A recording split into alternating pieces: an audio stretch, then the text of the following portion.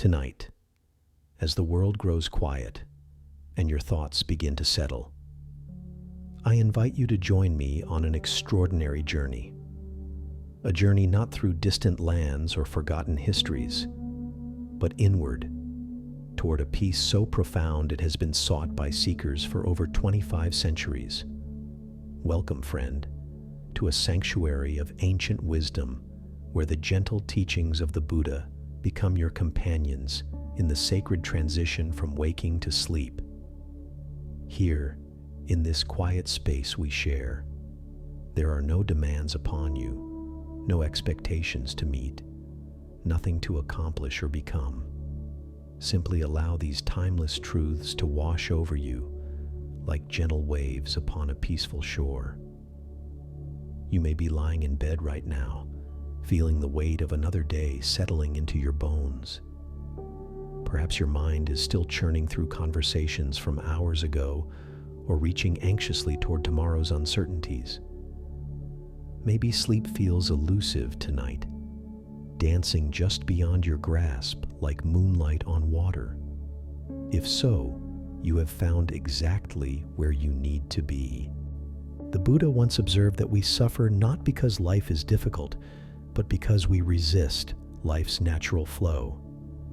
Tonight, we will explore how this simple yet revolutionary understanding can transform not only how you sleep, but how you meet each moment of your existence with greater ease and grace.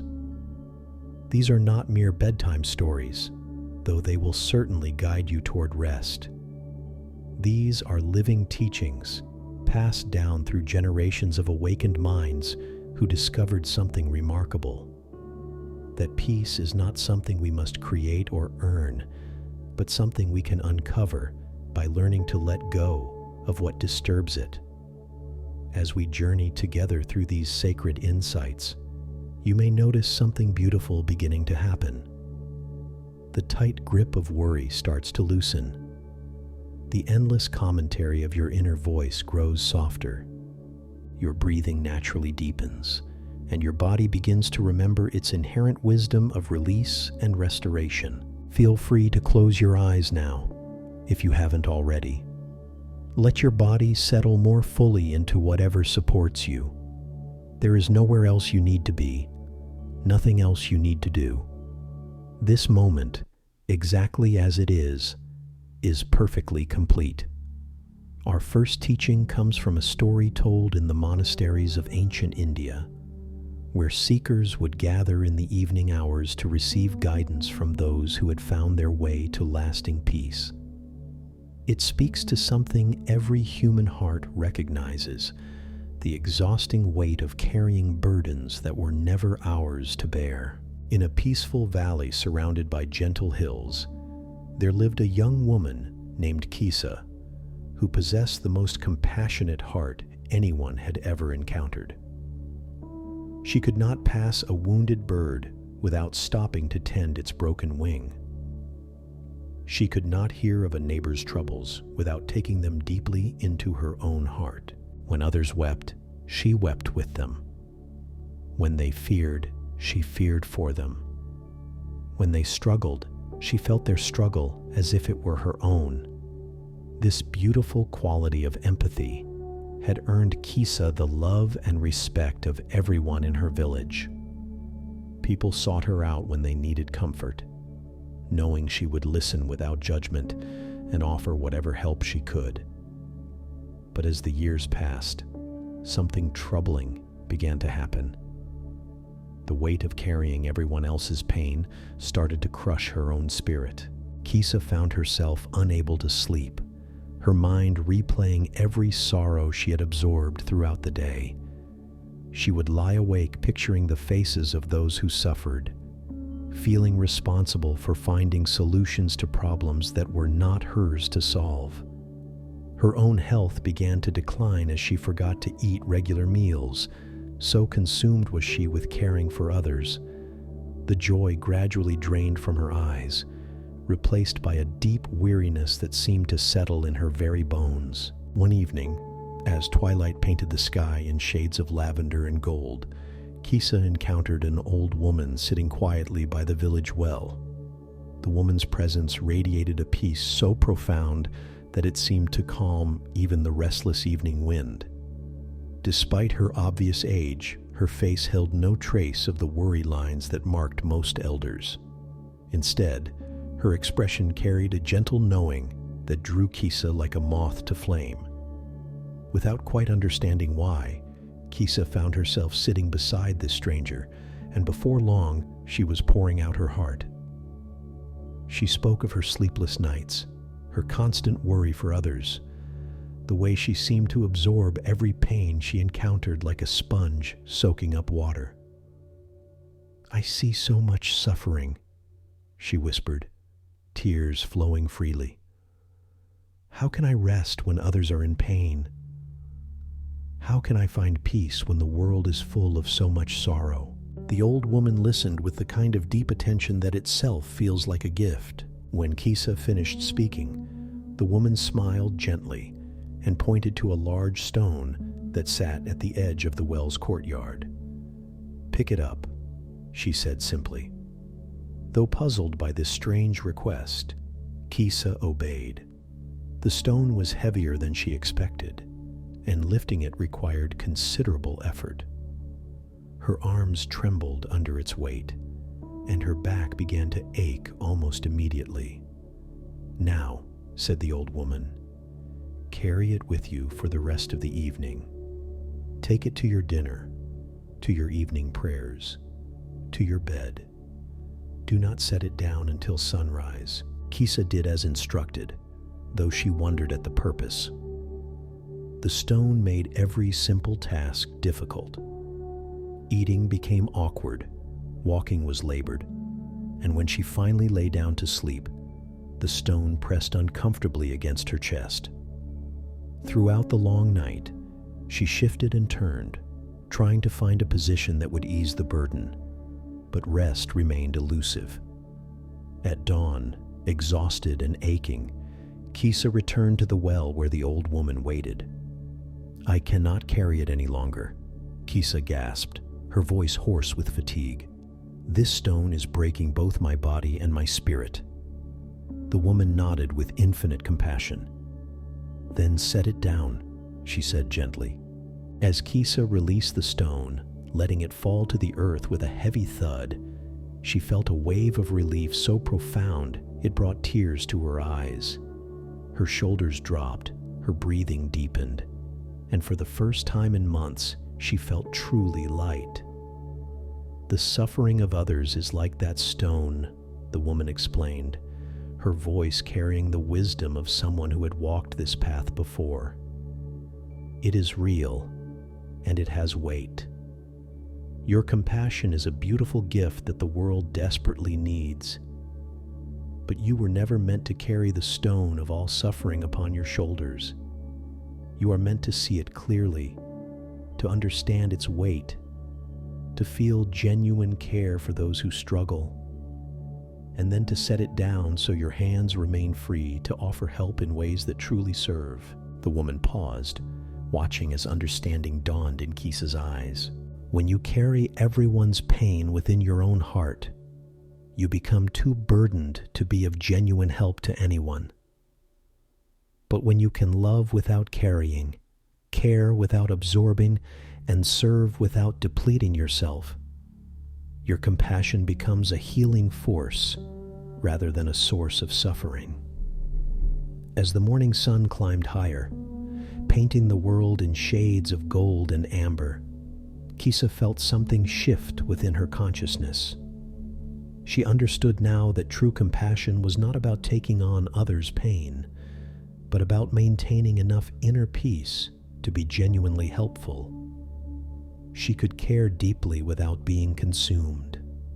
She could serve others without sacrificing her own well-being. From that day forward, Kisa continued to offer her gift of compassion to her community, but she did so from a place of strength rather than depletion. She learned to listen to others' troubles without making them her own. She discovered how to offer support without losing herself in others' struggles. And perhaps most importantly, she found that she could sleep peacefully at night, knowing she had given what she could give without giving what was not hers to give. This ancient story illuminates a truth that many of us discover too late: that the burdens we carry are often heavier than they need to be, not because life itself is so difficult, but because we have picked up stones that were never ours to lift. As you rest here tonight, feel into your own experience. What stones might you be carrying? Perhaps you lie awake worrying about a family member's choices, knowing you cannot live their life for them. Maybe you absorb the stress of your workplace, bringing home tensions that belong to others. Or perhaps you carry guilt about past mistakes, holding on to weight that serves no constructive purpose. The Buddha taught that suffering is inevitable, but much of our suffering is optional. We add to life's natural challenges by carrying what is not ours to carry, by holding on to what is ready to be released, by fighting battles that are not ours to fight. Tonight, as your body settles deeper into rest, imagine yourself at that ancient well. Feel the weight of whatever burdens you have been carrying. Notice how they make even simple things more difficult. Observe how they interfere with your natural ability to find peace and restoration. Now, with the same gentle permission the old woman gave to Kisa, allow yourself to set down what is not yours to carry. You might visualize placing these concerns on the ground beside your bed. You might imagine releasing them into the care of something larger than yourself. Or you might simply breathe them out with each exhalation, feeling your body grow lighter with each release. This is not about becoming uncaring or disconnected. It is about learning the difference between loving service and self-depleting absorption. It is about discovering that you can care for others more effectively when you care for yourself wisely. It is about understanding that your peace is not a luxury, but a necessity, not selfishness, but service. As we continue our journey together through these teachings, remember that each story we explore is not just an ancient tale, but a mirror reflecting your own capacity for freedom. These are not lessons to memorize, but truths to embody. Not concepts to understand, but realities to experience. Let your breathing continue to deepen as we prepare to explore our next teaching. Feel how much lighter you have become simply by considering what you might be ready to release. Notice how your body naturally knows how to let go when your mind gives it permission. Our next teaching emerges from the mountain monasteries of Tibet, where the thin air and vast silence created perfect conditions for profound realization. It speaks to a struggle that keeps many of us tossing and turning through the long hours of night, our endless battle with our own thoughts. High in the Himalayas, where prayer flags flutter like colorful whispers against the endless sky, there lived a monk named Tenzin, whose mind had become his greatest tormentor. Despite years of dedicated practice, hours of meditation, and sincere devotion to the spiritual path, his thoughts raced through his consciousness like wild horses that refused to be tamed.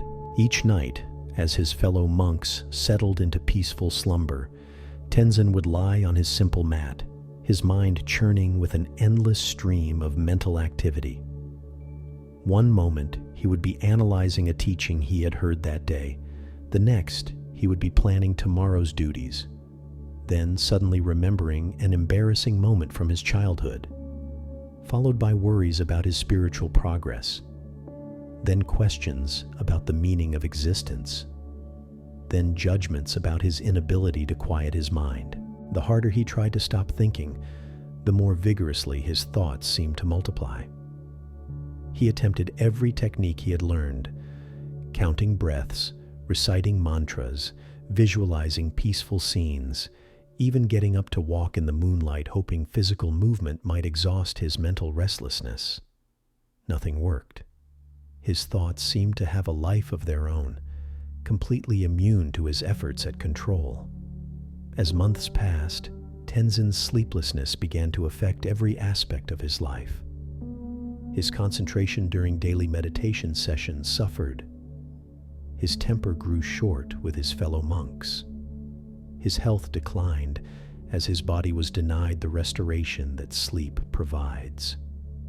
He began to despair that he would ever find the peace that had drawn him to monastic life in the first place. One morning, exhausted and discouraged, Tenzin sought counsel from the monastery's eldest teacher, a man named Lobsang, whose presence seemed to embody the very stillness that Tenzin desperately sought. The old master listened with infinite patience as Tenzin poured out his frustration, describing the relentless mental activity that plagued his nights and his failed attempts to achieve the thoughtless state he believed necessary for peace. When Tenzin finished his tale of woe, Lobsang smiled with the gentle amusement of someone who had once walked this same difficult path. "Come with me," he said, leading the young monk to a window that overlooked the valley below. "Tell me, what do you see?" Tenzin looked out at the familiar landscape. Rolling hills covered in sparse vegetation, a winding river catching the morning light, and overhead, a vast sky filled with clouds of varying shapes and sizes. "I see the valley, the river, the mountains, and many clouds," he replied, puzzled by what seemed like an obvious question. "And tell me," Lobsang continued, "do you see the sky fighting with the clouds? Does the sky push them away or try to hold them still? Does the sky suffer because clouds pass through it?" "Of course not," Tenzin answered, beginning to sense that his teacher was leading him towards some deeper understanding. "The sky simply allows the clouds to move through it. The sky remains unchanged whether clouds are present or absent." Lobsang nodded slowly. "Your awareness is like that sky," he explained, his voice carrying the authority of direct experience. "Thoughts are like the clouds. They arise naturally, they move across the landscape of consciousness, and they dissolve on their own. The sky never fights the clouds, and yet the sky is never damaged by them. The sky doesn't become cloudy. It remains pure space in which clouds can appear and disappear." The old teacher paused, allowing this image to settle in Tenzin's understanding. "You have been trying to have a sky without clouds, not realizing that the sky's nature is to be spacious enough to hold all weather. Your thoughts are not the enemy of peace. Your attempts to control them are what creates the struggle."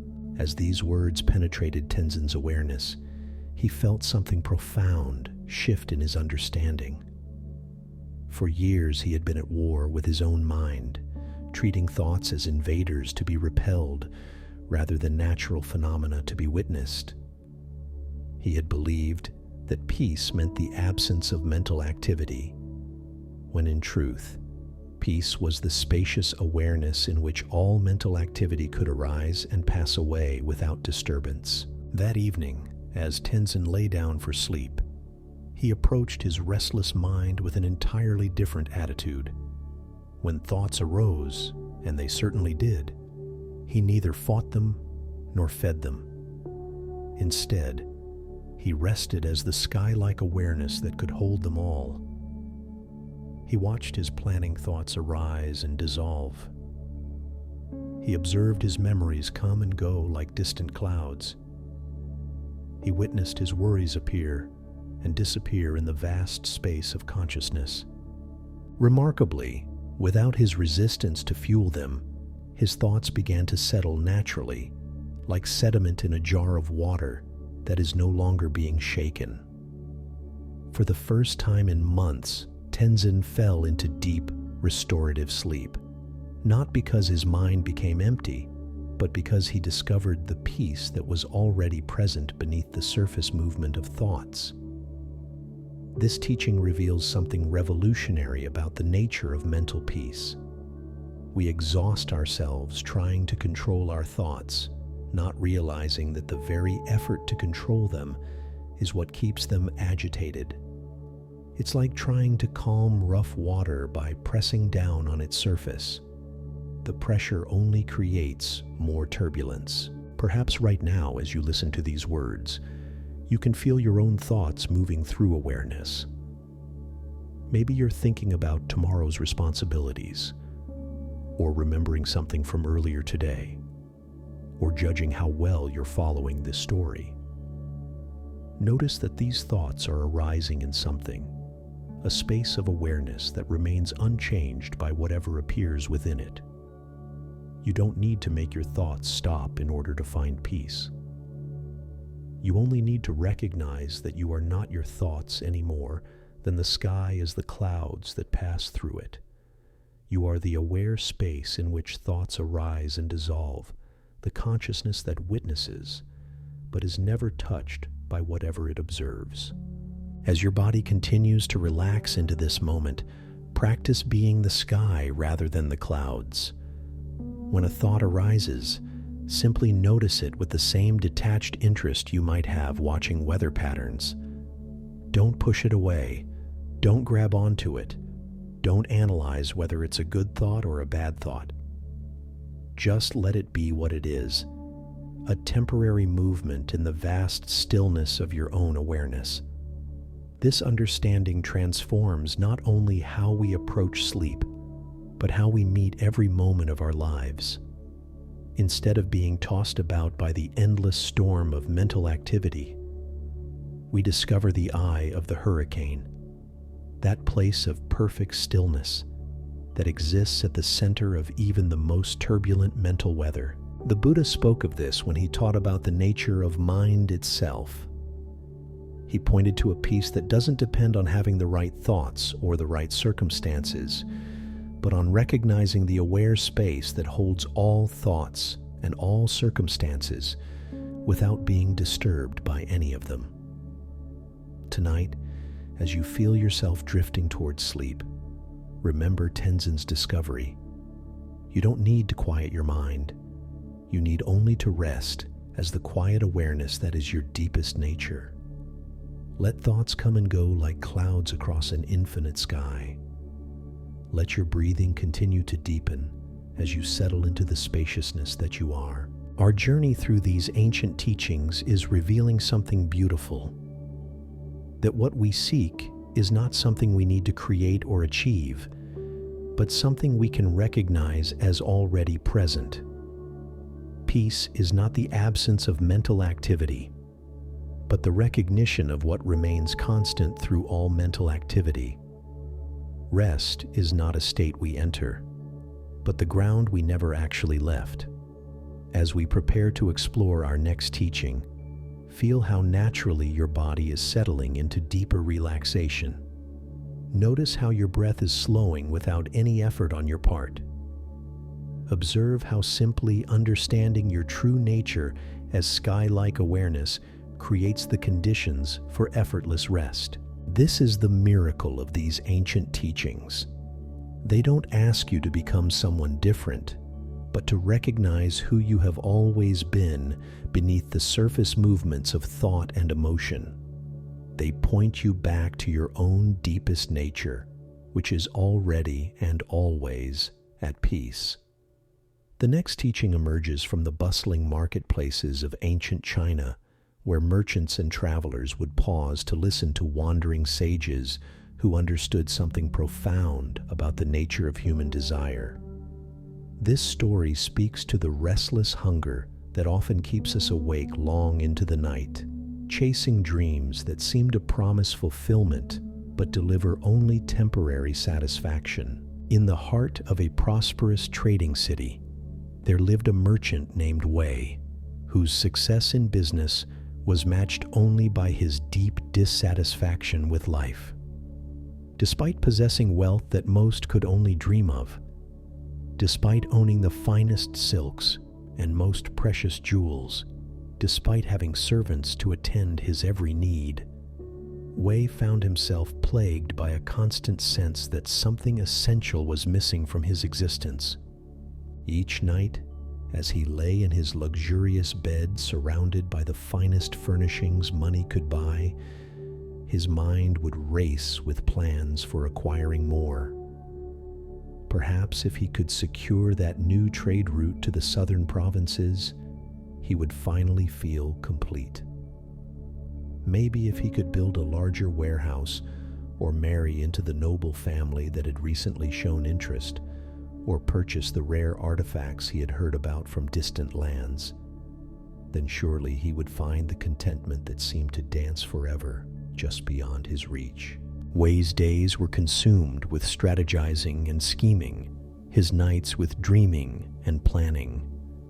Sleep became elusive not because he lacked comfort, but because his desires multiplied faster than his ability to satisfy them. Each goal achieved only revealed 3 more goals that seemed even more urgent. Each possession acquired only highlighted 10 more possessions he felt he needed. The merchant's restlessness grew so intense that he began seeking advice from fortune tellers and wise men, hoping someone could tell him what he was missing, what final acquisition would bring him the peace he craved. It was during one of these consultations that he encountered an elderly Taoist sage named Master Liu, whose simple robes and serene demeanor stood in stark contrast to the anxious energy that radiated from Wei.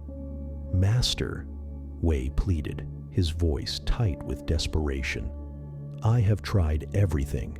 I have gained wealth, status, comfort, and respect. Yet I cannot sleep for all the wanting that fills my mind. What am I lacking? What must I obtain to find peace?" Master Liu listened with the patient attention of someone who had heard this story countless times before. When Wei finished his litany of acquisitions and aspirations, the sage smiled gently and reached into his simple traveling pouch. He withdrew what appeared to be an ordinary drinking gourd, the kind that common farmers might use in the fields. "This gourd," Master Liu said, holding up the humble vessel, "once belonged to a farmer who was perfectly content. He owned almost nothing, just a small plot of land, a simple hut, and this gourd for carrying water. Yet he slept deeply every night and woke each morning with genuine joy. Tell me, what do you think made him so content?" Wei examined the gourd skeptically. It was plain, worn, obviously old, and of no monetary value whatsoever. "I cannot imagine," he replied. Perhaps he was simple-minded, unaware of what life could offer him. "Ah," said Master Liu, "that is exactly what I thought you might say. This farmer understood something that all your wealth has not yet taught you. He knew the secret of the satisfied heart." "What secret?" Wei asked eagerly, leaning forward with the same intensity he brought to his business negotiations. "The secret," Master Liu explained, "is not in getting what you want, but in wanting what you have." The farmer looked at his small plot of land and felt gratitude for the earth that grew his food. He looked at his simple hut and felt thankful for shelter from the rain. He held this gourd and appreciated the miracle of fresh, clean water. His contentment came not from having everything, but from recognizing the abundance that was already present in his simple life. The sage paused, watching as these words settled into Wei's consciousness like seeds finding fertile ground. "You see, my friend, desire is like a fire. The more fuel you feed it, the hungrier it becomes. You have been feeding your desires with acquisitions, not realizing that each new possession only makes the fire burn more intensely. The farmer discovered how to let the fire of wanting burn itself out by feeding it with gratitude instead of grasping." Wei sat in stunned silence, beginning to understand something that challenged everything he had believed about happiness and success. "But surely," he protested, "ambition and achievement are important. Should I simply abandon all my goals and become a poor farmer?" Master Liu chuckled warmly. "Not at all. There is nothing wrong with achievement or even wealth when they arise from natural action rather than desperate grasping. The farmer would have welcomed prosperity if it came his way, but he didn't need it to be happy. You can continue your business, but perhaps you can learn to conduct it from a place of sufficiency rather than scarcity, from creativity rather than desperation." That night, Wei returned to his mansion with the farmer's simple gourd, placing it beside his bed as a reminder of the teaching he had received. Instead of lying awake planning his next acquisition, he tried something revolutionary. He spent time appreciating what he already possessed. He felt genuine gratitude for his warm bed, for the roof that protected him from the elements, for the food in his belly, and the health of his body. For the first time in years, Wei noticed that his restless mind began to settle when he focused on what was already present rather than what was missing. His breathing deepened as he released the tension of constantly reaching towards some future satisfaction. Sleep came more easily when he stopped using his bed as a launching pad for tomorrow's ambitions and instead experienced it as a comfortable place of present-moment rest. This transformation didn't happen overnight. Wei's patterns of wanting were deeply ingrained, carved into his consciousness by years of believing that happiness lay in the next achievement, the next possession, the next experience. But gradually, as he practiced the farmer's secret of appreciating what was already present, something remarkable occurred. His business actually became more successful, not through desperate striving, but through the clarity and creativity that emerged when he was no longer driven by anxious need. His relationships deepened as people were drawn to the contentment that began to radiate from him naturally. Most importantly, his nights became times of genuine rest rather than launching pads for endless mental planning. Wei kept the farmer's gourd for the rest of his life, not as a possession to be treasured, but as a reminder that contentment is always available in the present moment, regardless of circumstances. He learned that the peace he had been seeking through acquisition was actually discovered through appreciation, that the satisfaction he thought required more was actually found in recognizing enough. This ancient wisdom speaks directly to our modern predicament. We live in a culture that profits from our dissatisfaction, constantly suggesting that happiness lies in the next purchase, the next achievement, the next experience.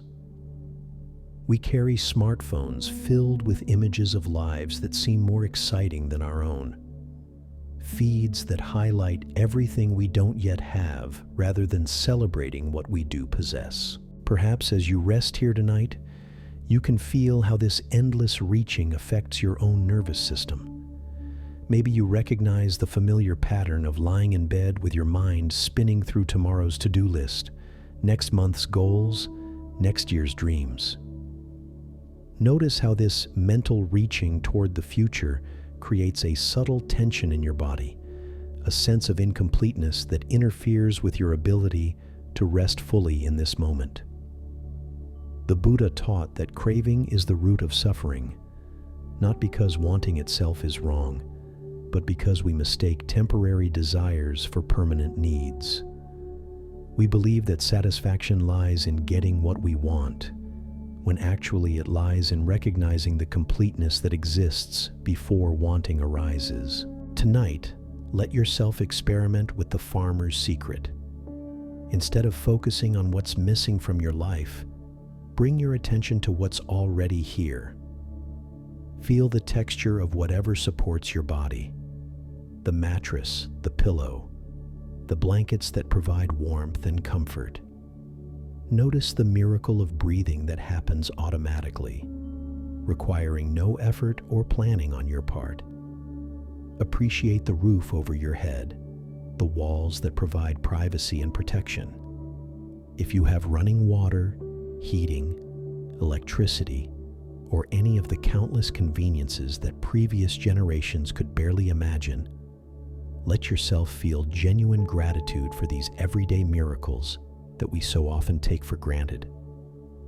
This is not about denying legitimate needs or abandoning all ambition. It's about discovering that you can want things without needing them, that you can work toward goals without making your happiness dependent on achieving them. It's about recognizing that contentment is not a feeling that comes from getting what you want, but a recognition of the abundance that is always already present. As your body continues to settle deeper into relaxation, imagine that you are holding the farmer's simple gourd. Feel its humble weight in your hands, its worn smoothness against your palms. Let it remind you that true wealth is not measured by what you possess, but by your capacity to appreciate whatever is present. Let it represent the profound freedom that comes from knowing you already have enough. This understanding transforms the very quality of rest. Instead of sleep being an interruption to your important plans and desires, it becomes a natural expression of contentment. Instead of night being a time when unsatisfied longings keep you tossing and turning, it becomes a peaceful interval where you can simply be with what is without needing it to be different. Our next teaching takes us to the serene gardens of ancient Japan, where the art of tea ceremony taught profound lessons about finding the sacred in the simplest moments. This story addresses perhaps the most common obstacle to peaceful rest: our mind's habit of living anywhere except the present moment. In the shadow of Mount Fuji, where cherry blossoms created pink snow each spring and autumn maples painted the landscape in shades of fire, there lived a tea master named Akiko, whose reputation for creating moments of perfect tranquility had spread throughout the land. Students would travel great distances to learn her techniques, hoping to discover the secret of her extraordinary ability to create peace through the simple act of preparing and serving tea. But Akiko carried a secret burden that none of her students suspected. Despite her mastery of creating serene moments for others, her own mind was rarely present for the beauty she helped create. During tea ceremonies that others experienced as profound meditations, Akiko's thoughts would be racing ahead to the next appointment, reviewing mistakes from earlier in the day, or worrying about a sick family member in a distant village. She had become so skilled at the external forms of presence that she could conduct an entire ceremony while her mind was completely elsewhere. Her hands knew the movements so well that they required no conscious attention, leaving her awareness free to wander through endless mental territories that had nothing to do with the sacred moment unfolding in her tea house. This split between outer calm and inner chaos began to affect Akiko's sleep profoundly. At night, when the demands of her role as tea master finally ceased, her mind would continue its restless wandering. She would replay conversations from weeks past, imagine scenarios that might never occur, and find herself caught in elaborate mental stories that bore no relationship to the simple reality of lying in bed. The irony was not lost on her. She, who taught others to find peace in the present moment, could not seem to inhabit the present moment herself.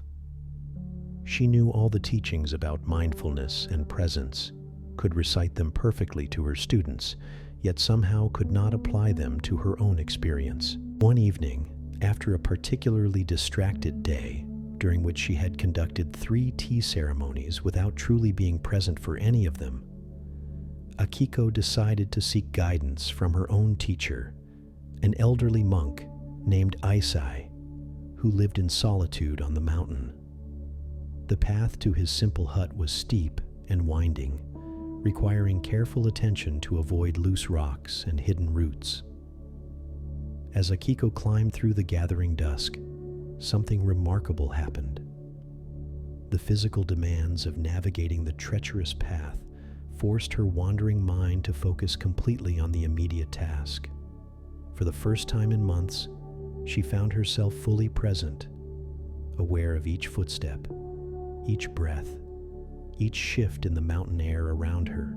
When she reached Isai's hut, she discovered him sitting in his small garden, apparently doing nothing at all. He was not reading, not meditating in any formal way, not engaged in any activity she could identify.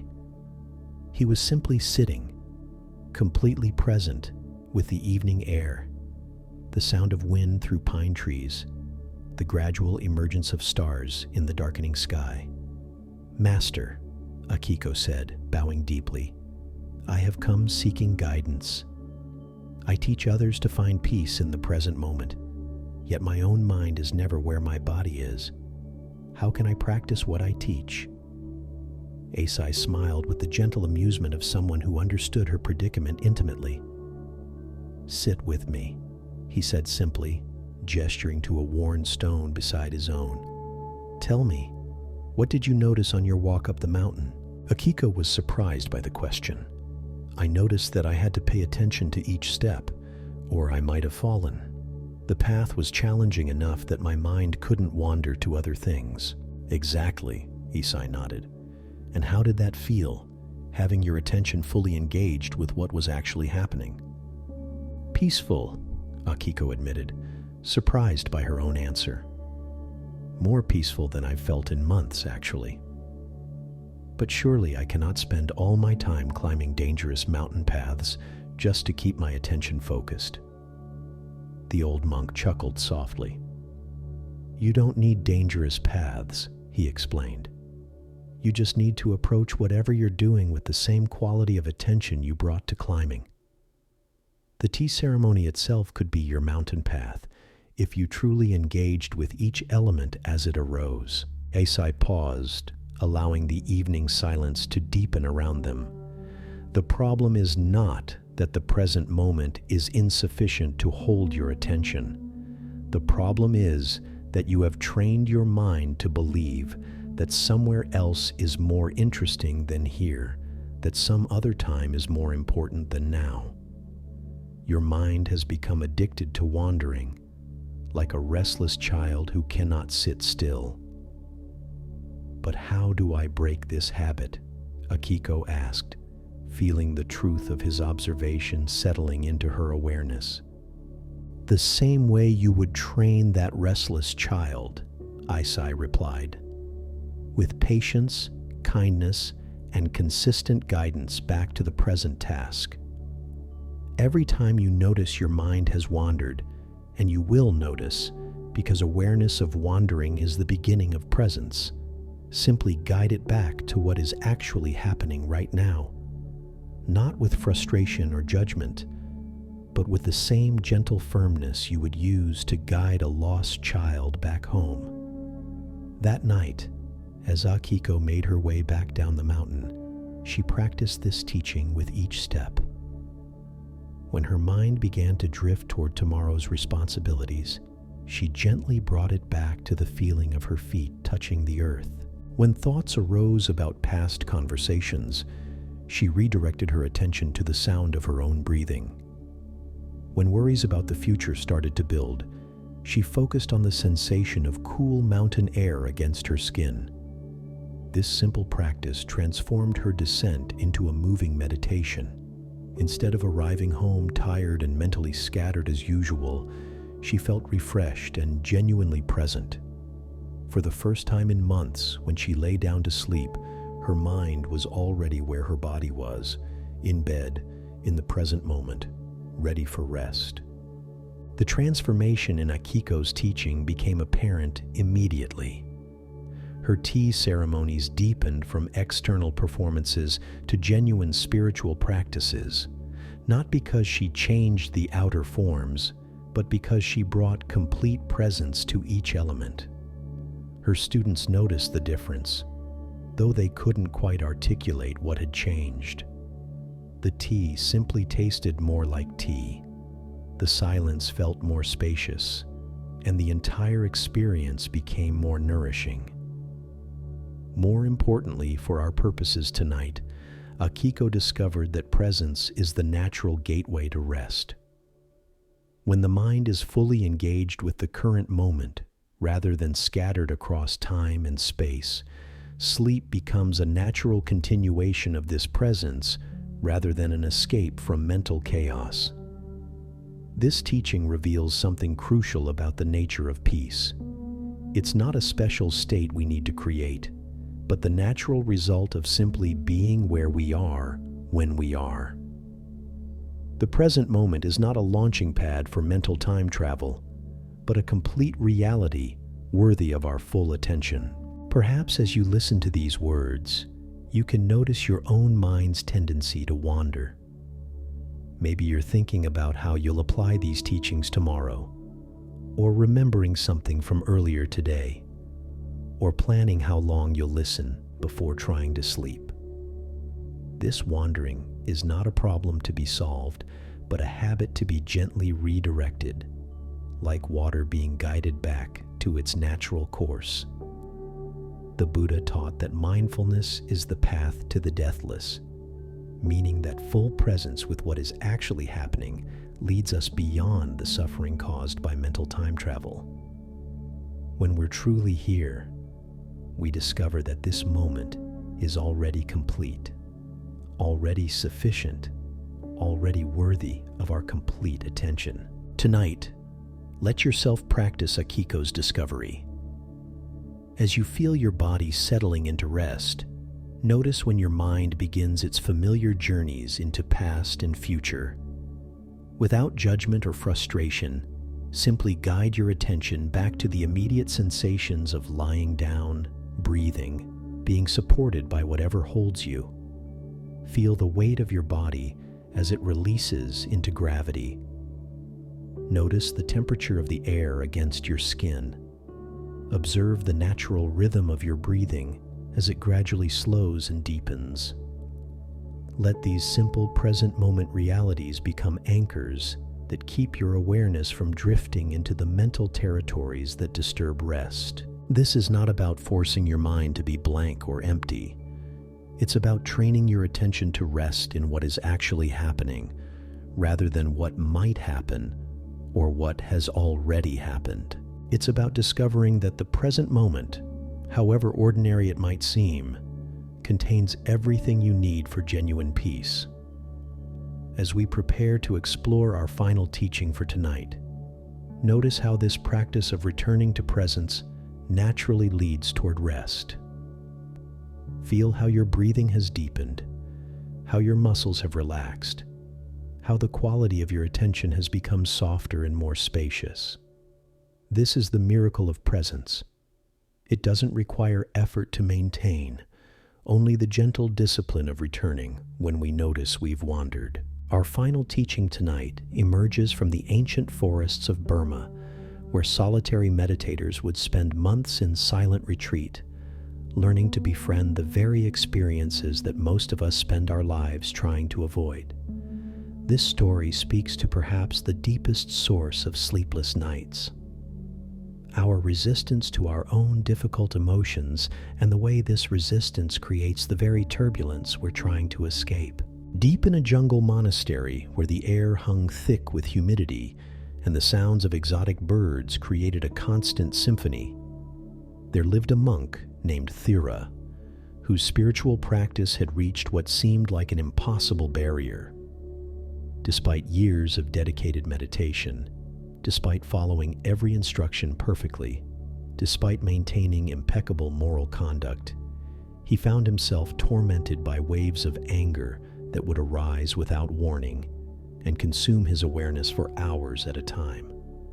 These episodes of rage seemed to come from nowhere and everywhere at once. Sometimes a fellow monk's innocent comment would trigger an internal storm of fury that left Thera shaking with intensity.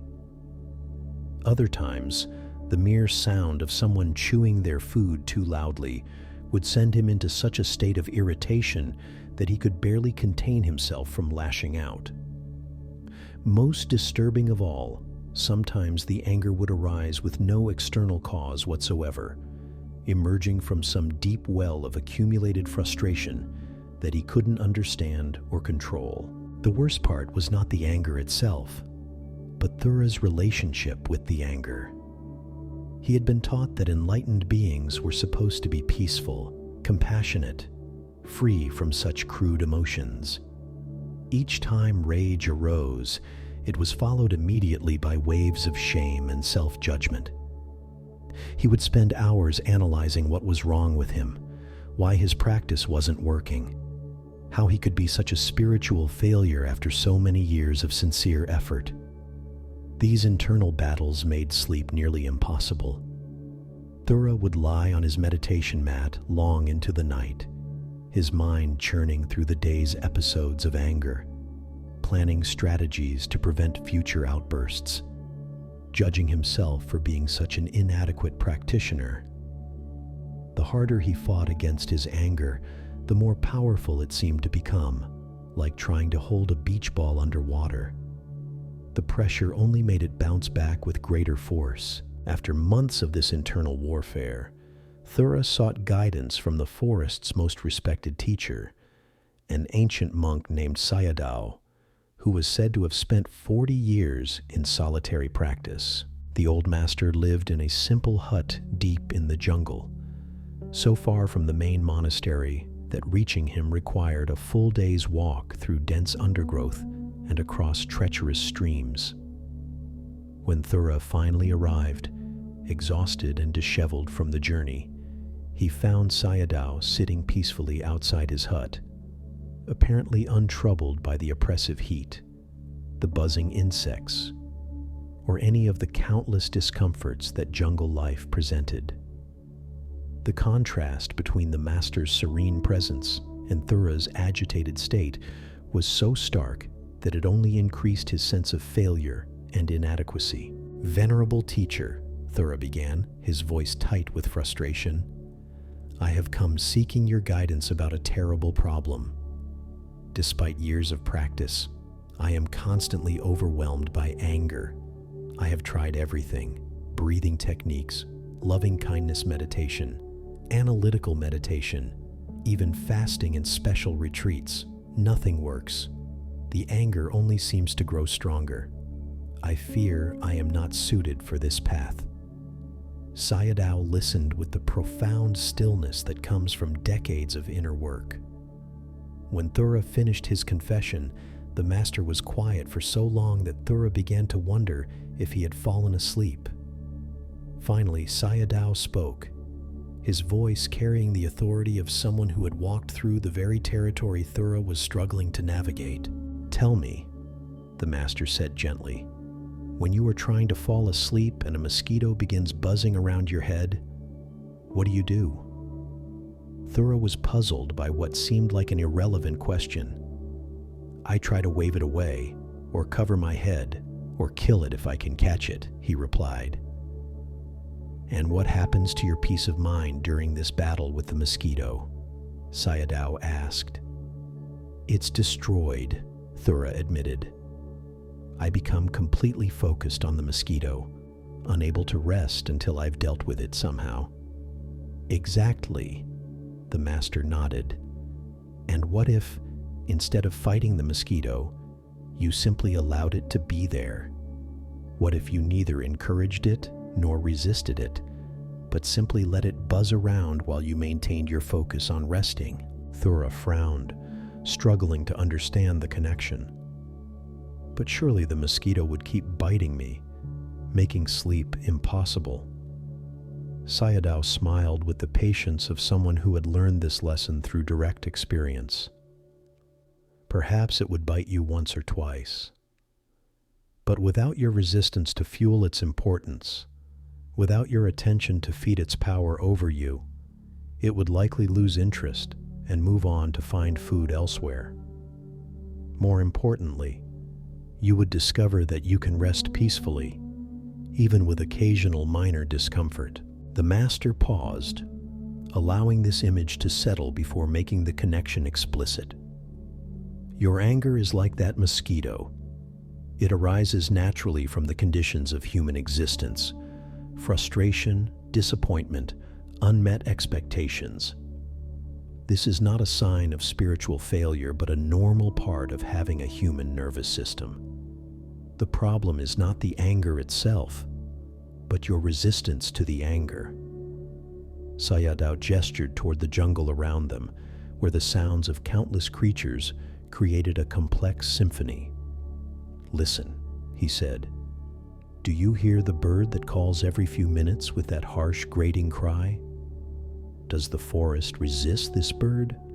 Does it try to make the bird sing more sweetly, or stop singing altogether?" Thura listened and indeed heard the bird in question.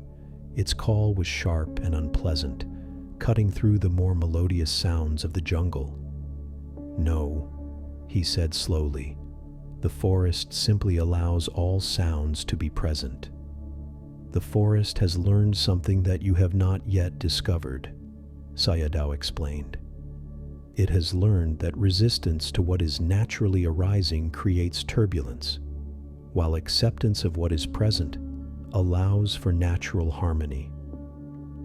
Your anger arises in the forest of your consciousness, just as naturally as that bird's call arises in this jungle. When you fight against it, you create the very turbulence that disturbs your peace." The old master leaned forward slightly, his eyes holding the deep compassion of someone who had walked through his own dark territories. "What I am suggesting is not that you become an angry person or that you act on every impulse. I am suggesting that you learn to be with anger the way the forest is with that harsh bird call, present, aware, but not disturbed by its temporary arising." That night, as Thura made his way back through the jungle, he had an opportunity to practice this teaching immediately. As he set up his simple sleeping area beside a stream, he was bitten by several mosquitoes and felt the familiar surge of irritation arise. But instead of his usual pattern of swatting frantically and cursing his discomfort, he tried a different approach. He acknowledged the irritation directly. "Ah, anger is here." He felt its physical sensations: the heat in his chest, the tension in his jaw, the quickening of his pulse.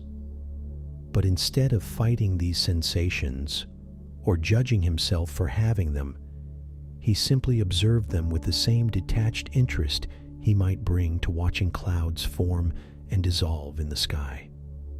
Something remarkable happened. Without his resistance to fuel it, the anger began to shift and change on its own. The physical sensations intensified briefly, then gradually began to fade. The mental story about how unfair it was to be bitten by mosquitoes arose and then dissolved without his engagement. Within minutes, what had begun as a familiar spiral into frustration had transformed into a simple, temporary experience that passed through his awareness like weather. For the first time in months, Thura fell into deep, peaceful sleep, not because he had eliminated anger from his experience, but because he had learned to let it be present without letting it dominate his consciousness. He had discovered that emotions, even difficult ones, are like visitors.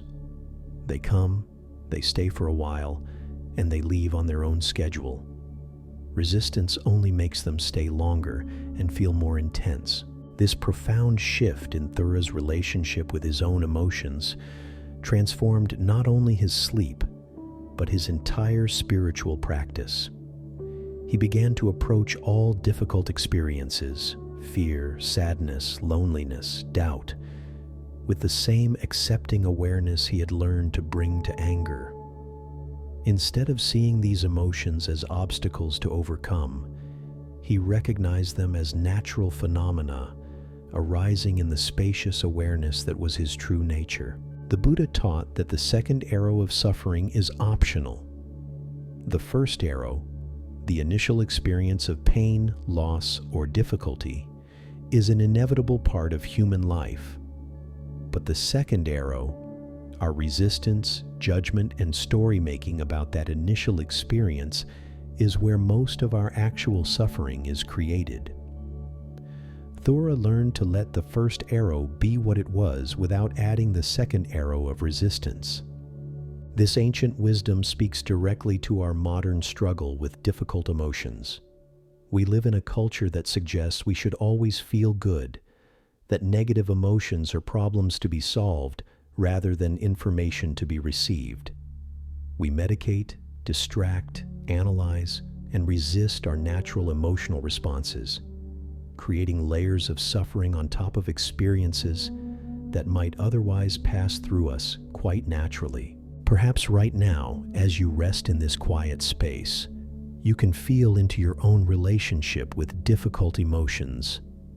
Maybe there's anxiety about tomorrow's challenges, sadness about recent losses, frustration with current circumstances, or fear about uncertain futures. Notice what happens when you try to push these feelings away, versus what happens when you simply let them be present without resistance. The Buddha's teaching of radical acceptance doesn't mean becoming passive or failing to take appropriate action when needed.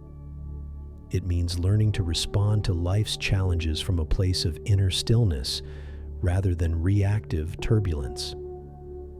When we can be with our emotions without being consumed by them, we gain access to a wisdom and clarity that reactive responses can never provide. Tonight, let yourself experiment with Thora's discovery. If difficult emotions arise, and they might, as the mind often presents us with challenging material when we finally create space for rest, practice being the forest rather than fighting the bird. Let whatever feelings are present be exactly as they are, knowing that all emotions are temporary weather patterns in the vast sky of your awareness. You might notice fear about falling asleep, worry about tomorrow's responsibilities, sadness about recent difficulties, or irritation with the process of trying to rest. Instead of treating these as problems to be solved, try treating them as natural phenomena to be witnessed. Feel their physical sensations without trying to change them. Observe their mental components without getting lost in their stories. Let them be present without letting them be in charge. This practice transforms the quality of rest from something we have to achieve by eliminating all disturbance to something that naturally emerges when we learn to be at peace with whatever arises. Sleep becomes not an escape from difficult experiences, but a natural settling that occurs when we stop fighting with our own inner weather. As your body continues to release into this moment, feel how much energy becomes available when you're not using it to resist your own experience. Notice how your breathing naturally deepens when you're not holding tension against whatever emotions might be present. Observe how peace emerges, not from having the right feelings, but from being willing to feel whatever feelings are actually here. This understanding creates a profound shift in how we approach rest and sleep. Instead of waiting for the perfect inner conditions, no worry, no sadness, no anxiety, we learn to rest in the midst of whatever conditions are actually present. We discover that the peace we're seeking is not the absence of all disturbance, but the presence of an awareness spacious enough to hold all disturbance without being disturbed by it. The jungle around Sayadaw's hut was never silent, never perfectly comfortable, never free from the harsh calls of difficult birds or the bite of hungry insects. Yet within that environment of constant change and occasional discomfort, profound peace was not only possible, but natural.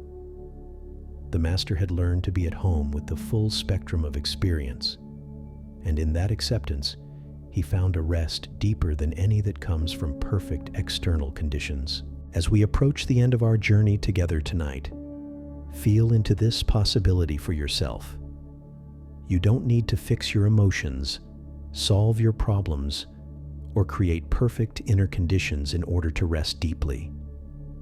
You need only to stop fighting with whatever is actually present and trust that awareness itself is vast enough to hold everything with perfect equanimity. Let your body settle more completely as you release the effort of trying to feel different than you feel. Let your breathing continue to slow as you stop using energy to resist your own experience. Allow sleep to emerge naturally from this acceptance, knowing that rest is not something you achieve, but something you allow, not a state you create, but a natural settling that occurs when you stop disturbing the peace that is always already here. The Buddha's final teaching before his death was this: all conditioned things are impermanent. Work out your salvation with diligence.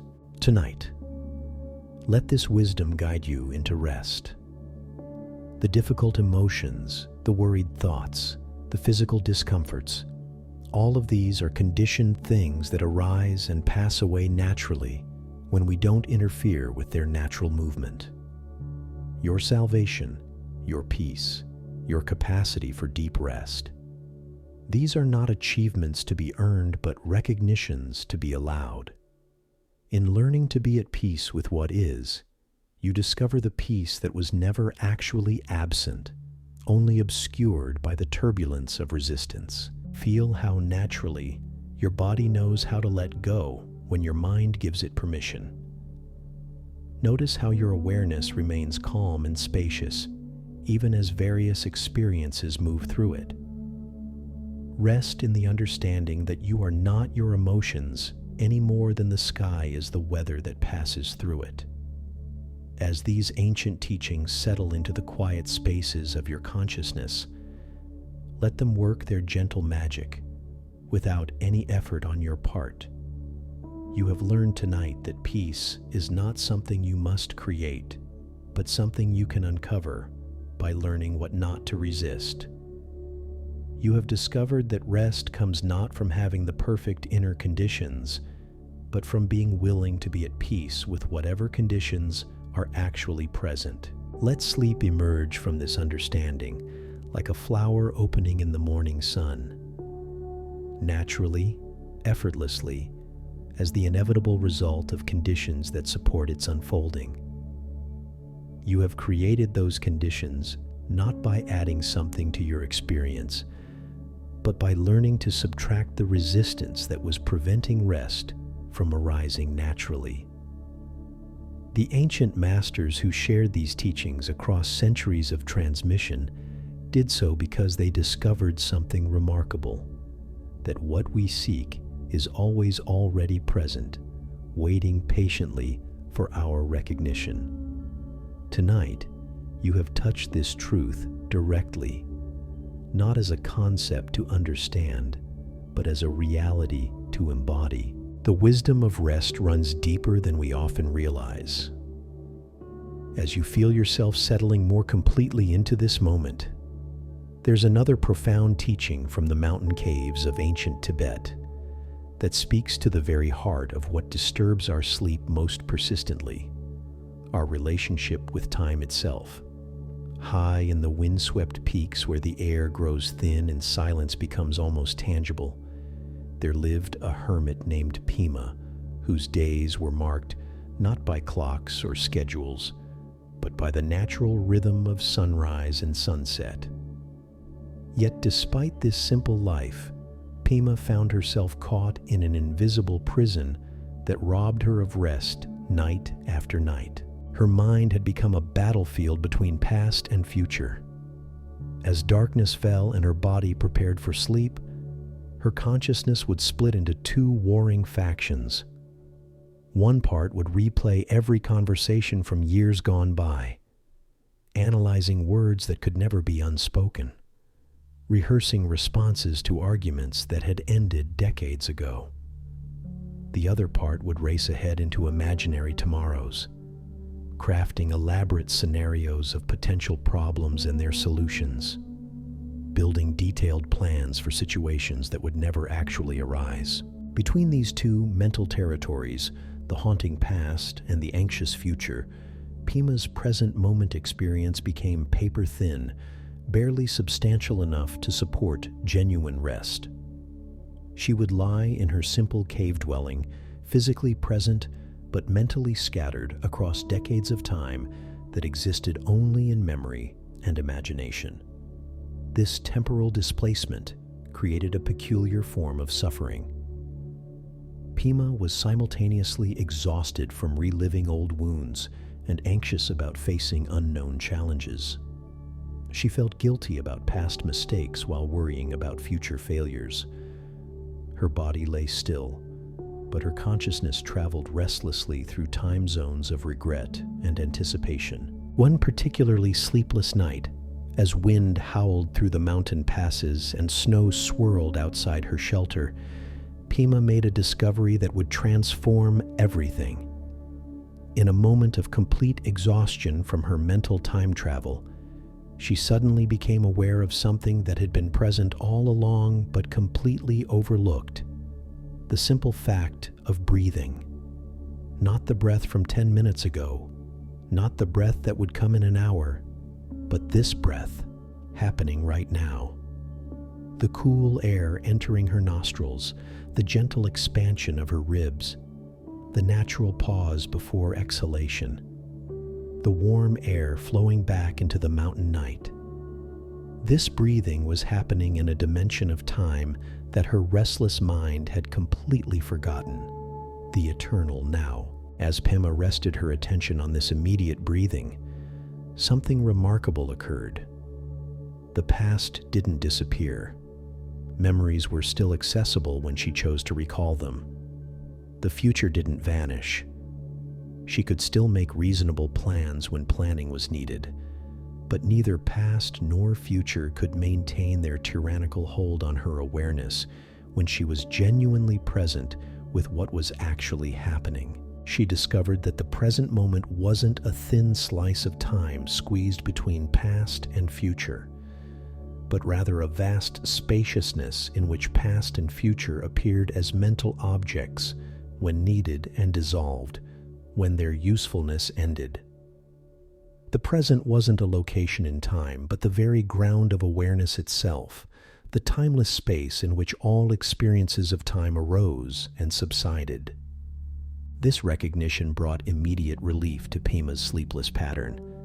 Instead of her mind being scattered across decades of temporal territory, her attention gathered itself naturally around the simple immediacy of breathing, of feeling her body supported by the earth, of hearing wind move through stone passages. Sleep didn't require traveling to some special time or place. It emerged naturally from complete presence with what was already here. Night after night, Pema practiced this return to temporal presence. When her mind would begin its familiar journey into past regrets or future anxieties, she would gently guide it back to the immediate sensory reality of lying down, breathing, existing in this moment only. She wasn't trying to stop time or eliminate all thought about past and future, but rather to rest in the timeless awareness that held all experiences of time without being disturbed by them. Over months of this practice, Pima's relationship with time itself underwent a profound transformation. She began to experience what mystics have always known: that clock time and psychological time are entirely different phenomena. Clock time moves in linear fashion, measuring the rotation of planets and the rhythm of mechanical devices. But psychological time, the time created by mental commentary, regret, anticipation, and story-making, operates by completely different rules and can expand or contract based on the quality of our attention. When Pima was fully present, hours could pass like minutes, yet those hours felt more complete and satisfying than days spent in mental time travel. When she was caught in psychological time, minutes could feel like hours, yet those extended periods left her feeling empty and disconnected from her actual life. she realized that most human suffering occurs not in present moment reality, but in psychological time. We suffer from things that happened years ago as if they were happening now. We suffer from imagined future scenarios as if they were current realities. We miss the actual gifts available in the present moment because we're psychologically living somewhere else entirely. This understanding revolutionized Pima's approach to rest.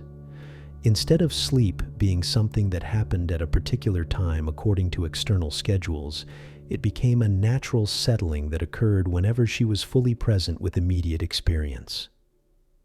Instead of rest requiring perfect life circumstances or resolved emotional issues, it emerged from the simple willingness to exist completely in the only time that actually exists, now.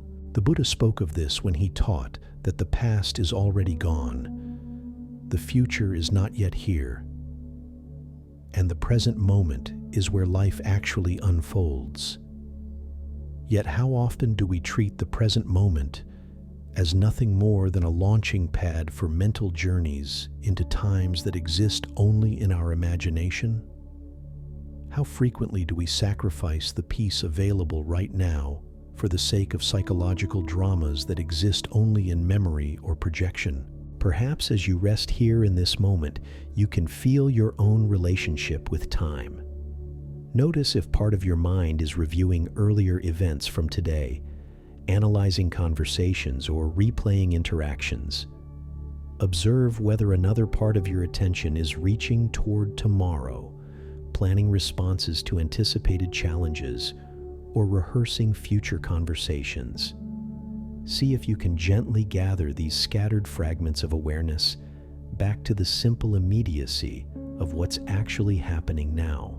This gathering doesn't require force or struggle. It's more like calling a beloved pet back home, gentle, patient, and inviting rather than demanding. Your mind has learned to wander through time because it believes safety lies in analyzing the past and controlling the future. But tonight, you can experiment with the possibility that safety actually lies in being completely present with what is, rather than psychologically absent from it. Feel the weight of your body as it settles deeper into rest. This weight exists only now, not in memory or anticipation. Notice the rhythm of your breathing as it naturally slows. This breathing is happening only in the present moment, never in psychological time. Observe the sounds around you, perhaps the hum of heating systems, distant traffic, or the silence itself. These sounds exist only in the immediacy of now, never in the mental territories of past and future. This practice of temporal presence creates the optimal conditions for natural rest. When consciousness is gathered in the present moment rather than scattered across decades of time, sleep emerges as easily as water flowing downhill. When attention is unified with immediate experience rather than divided between multiple time zones, the nervous system can finally release the hypervigilance required for mental time travel. You don't need to solve the problems of the past or figure out the challenges of the future in order to rest deeply tonight. Those concerns will still be available tomorrow if they require attention. But right now, in this eternal present that is the only time you actually inhabit, there is nothing to solve, nothing to figure out, nothing to achieve, except the simple allowing of what is already here. As your breathing continues to deepen and your body releases more completely into gravity, feel how naturally peace emerges when consciousness stops its restless travel through psychological time. Notice how rest becomes effortless when attention is no longer divided between multiple temporal territories. Observe how sleep approaches like a gentle tide when awareness is finally unified with the present moment that is your true home. From the ancient teachings of wandering sages who understood the nature of satisfaction we turn now to a wisdom that addresses one of the most persistent obstacles to peaceful rest: the mind's habit of creating elaborate stories about simple experiences, transforming neutral events into complex dramas that can keep us awake for hours. In the bustling marketplaces of old Baghdad, where merchants from distant lands would gather to trade spices, silks, and stories, there lived a rug weaver named Khalil, whose skill with thread and pattern was matched only by his extraordinary ability to transform every simple interaction into an epic narrative of meaning and significance. If a customer examined his rugs without purchasing, Khalil's mind would immediately begin weaving an intricate story about rejection, failure, and economic ruin. If someone complimented his work but seemed to hesitate at the price, his imagination would craft elaborate tales about their true opinions, their hidden judgments, their secret conversations with other merchants about his inadequacy. These mental stories felt absolutely real to Khalil. They carried the emotional weight of actual events, creating the same physical responses in his body as if the imagined scenarios were unfolding in present-moment reality. His heart would race from stories about potential business disasters. His stomach would knot with anxiety about fictional conversations that existed only in his imagination. His shoulders would tense with the burden of narratives he had created about what other people might be thinking about him. The most exhausting aspect of this pattern was how these stories would multiply and evolve throughout the day, growing more complex and emotionally charged with each retelling. By evening, a simple morning interaction with a casual browser would have transformed into an elaborate saga involving conspiracy, betrayal, professional humiliation, and impending financial doom. Night brought no relief from this storytelling compulsion. As Khalil lay on his simple sleeping mat, his mind would continue spinning narratives about the day's events, imagining conversations that might happen tomorrow, rehearsing defenses against criticisms that existed only in his imagination. Sleep became impossible because his consciousness was occupied with managing the cast of characters and plot developments in dozens of ongoing mental dramas. The stories felt so compelling, so important, so real that Khalil believed he needed to think them through to their conclusion before he could rest.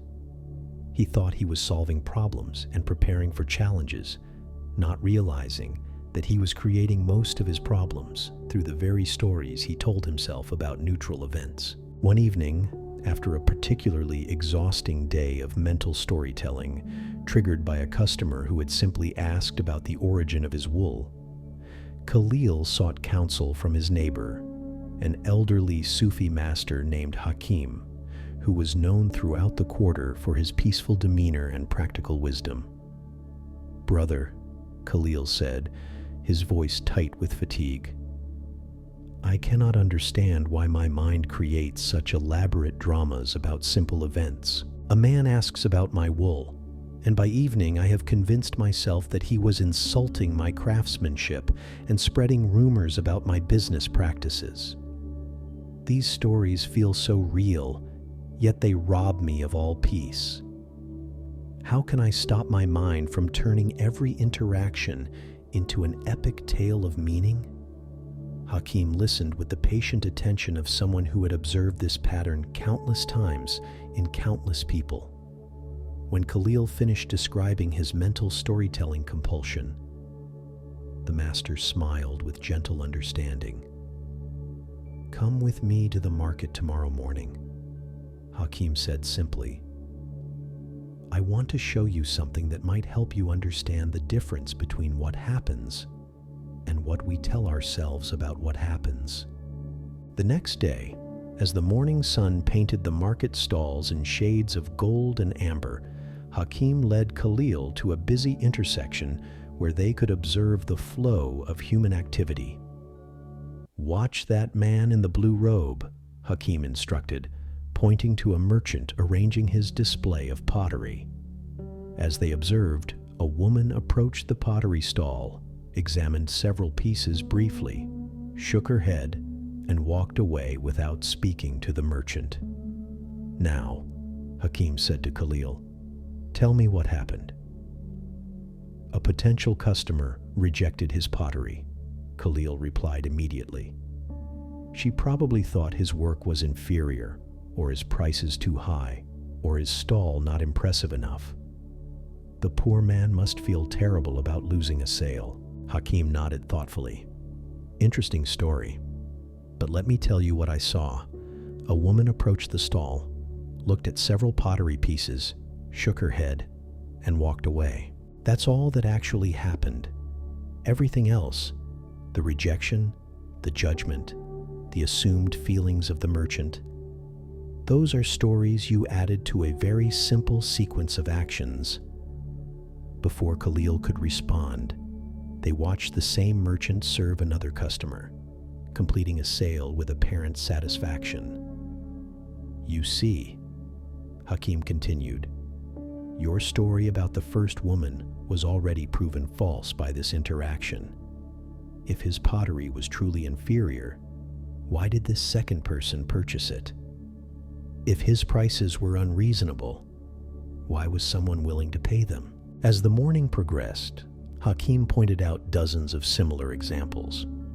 A child crying near a fruit stand became, in Khalil's immediate interpretation, evidence of parental neglect or merchant cruelty, until they observed the child happily reunited with parents who had simply stepped away momentarily. A heated conversation between two traders became a narrative of conflict and betrayal in Khalil's mind, until they witnessed the same men laughing together minutes later over shared tea. "Do you see the pattern?" Hakim asked as they walked back through the bustling market.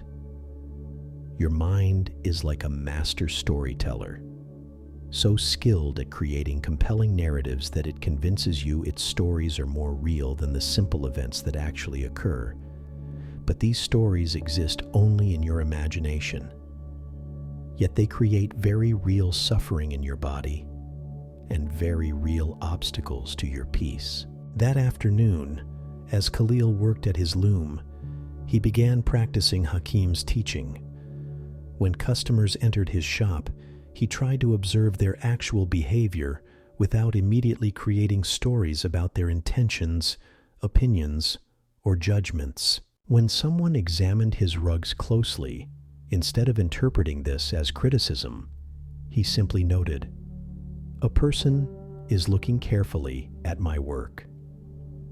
When someone left without purchasing, instead of creating elaborate narratives about rejection, he observed, "A person looked and decided not to buy today."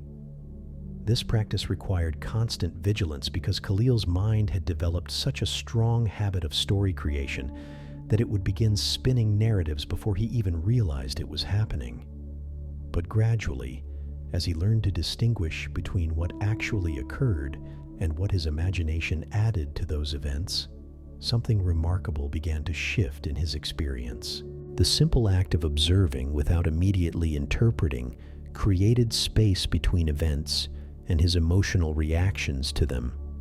When he could see that most of his distress came from his stories rather than from actual circumstances, those circumstances lost much of their power to disturb his peace. When he recognized that his interpretations were often inaccurate, he began to hold them more lightly. Most importantly for our purposes tonight, this practice transformed Khalil's relationship with rest. Instead of carrying the emotional residue of dozens of fictional dramas into his sleeping hours, he could review his day and see it as it actually was. A series of simple interactions with people who had their own reasons for their behavior, most of which had nothing to do with him personally. Sleep became accessible because his mind was no longer occupied with managing complex narratives that existed only in imagination. Rest emerged naturally when consciousness was freed from the exhausting work of maintaining elaborate storylines about simple events. The Buddha taught that we suffer not from what happens to us, but from our interpretations of what happens to us. This ancient wisdom points directly to the mechanism that Khalil discovered through Hakim's guidance. Most of our emotional disturbance comes not from events themselves, but from the meaning we assign to those events through the stories we tell ourselves. Perhaps as you rest here tonight, you can recognize this pattern in your own experience. Notice if your mind is currently running stories about interactions from today, assigning complex meanings to simple behaviors, creating elaborate interpretations of neutral events. Observe how these mental narratives carry emotional weight that keeps your nervous system activated when it could be settling into rest. This recognition doesn't mean becoming naive about human behavior or failing to learn from experience. It means distinguishing between useful information and fictional elaboration, between reasonable interpretation and compulsive storytelling, between responding to what actually happened and reacting to what we imagined happened. Tonight, you can practice Hakim's teaching by gently questioning the stories your mind creates about today's events. When you notice yourself reviewing interactions and assigning complex meanings to them, try asking, "What actually happened, separate from my story about what happened?" Often you'll discover that the actual events were much simpler and less personally significant than your stories suggested. This practice creates space for rest by reducing the emotional charge around daily experiences. When events are allowed to be what they were without the additional weight of elaborate interpretation, consciousness naturally settles into the present moment rather than remaining activated by fictional dramas. Feel how your body responds as you release the need to maintain complex narratives about simple interactions. Notice how your breathing deepens when you stop carrying the emotional burden of stories that exist only in imagination. Observe how naturally peace emerges when consciousness is freed from the exhausting work of managing elaborate interpretations of neutral events. As your awareness settles more completely into this moment, let go of the day's stories and rest in the simple reality of breathing, feeling supported, existing peacefully in this quiet space that requires no interpretation, no narrative, no meaning beyond its own natural sufficiency. Our journey through these ancient teachings brings us now to perhaps the most profound recognition of all, that the peace we seek through these practices is not something we create or achieve, but something we discover was never actually absent. This final understanding emerges from the high mountain retreats of ancient China, where solitary practitioners would spend years in silent contemplation, eventually recognizing a truth so simple it often takes decades to fully grasp. In the remote peaks of the Kunlun Mountains, where mist clings to ancient pines and silence stretches unbroken for days at a time, there lived a hermit named Li Wei, who had devoted 30 years to seeking enlightenment. She had mastered every meditation technique, studied countless sacred texts, practiced austerities that would challenge the strongest constitution, yet still felt that the ultimate realization remained frustratingly beyond her reach. Li Wei's seeking had become a form of suffering itself. The more intensely she practiced, the more elusive peace seemed to become. The harder she tried to achieve stillness, the more agitated her mind grew. She began to suspect that she was missing some crucial element, some secret teaching that would finally unlock the door to the profound rest and clarity she had been pursuing for 3 decades. One autumn evening, as golden light filtered through her simple mountain shelter, and the first snow of winter began to dust the peaks around her, Li Wei sat in meditation, feeling particularly discouraged. Despite her years of dedicated practice, her mind seemed as restless as ever, filled with thoughts about her lack of progress, doubts about her methods, and frustration with her apparent inability to achieve the state of profound peace that the ancient texts described so eloquently. As she sat with these familiar patterns of seeking and self-judgment, something unexpected happened. Perhaps it was exhaustion from decades of spiritual effort, or perhaps it was simply the right moment for recognition to dawn. But suddenly Li Wei stopped trying to become peaceful and simply noticed the awareness that was already present, watching all her seeking and frustration with perfect equanimity. In that moment of recognition, she realized something that completely transformed her understanding of 30 years of spiritual practice. The awareness that was observing her restless thoughts, her seeking, her frustration, her doubt. This awareness was already completely at peace. It had been present throughout every moment of her spiritual journey, never disturbed by any of the mental or emotional weather that moved through it. She saw that she had been like someone frantically searching for her glasses while wearing them, or looking everywhere for keys that were in her hand the entire time.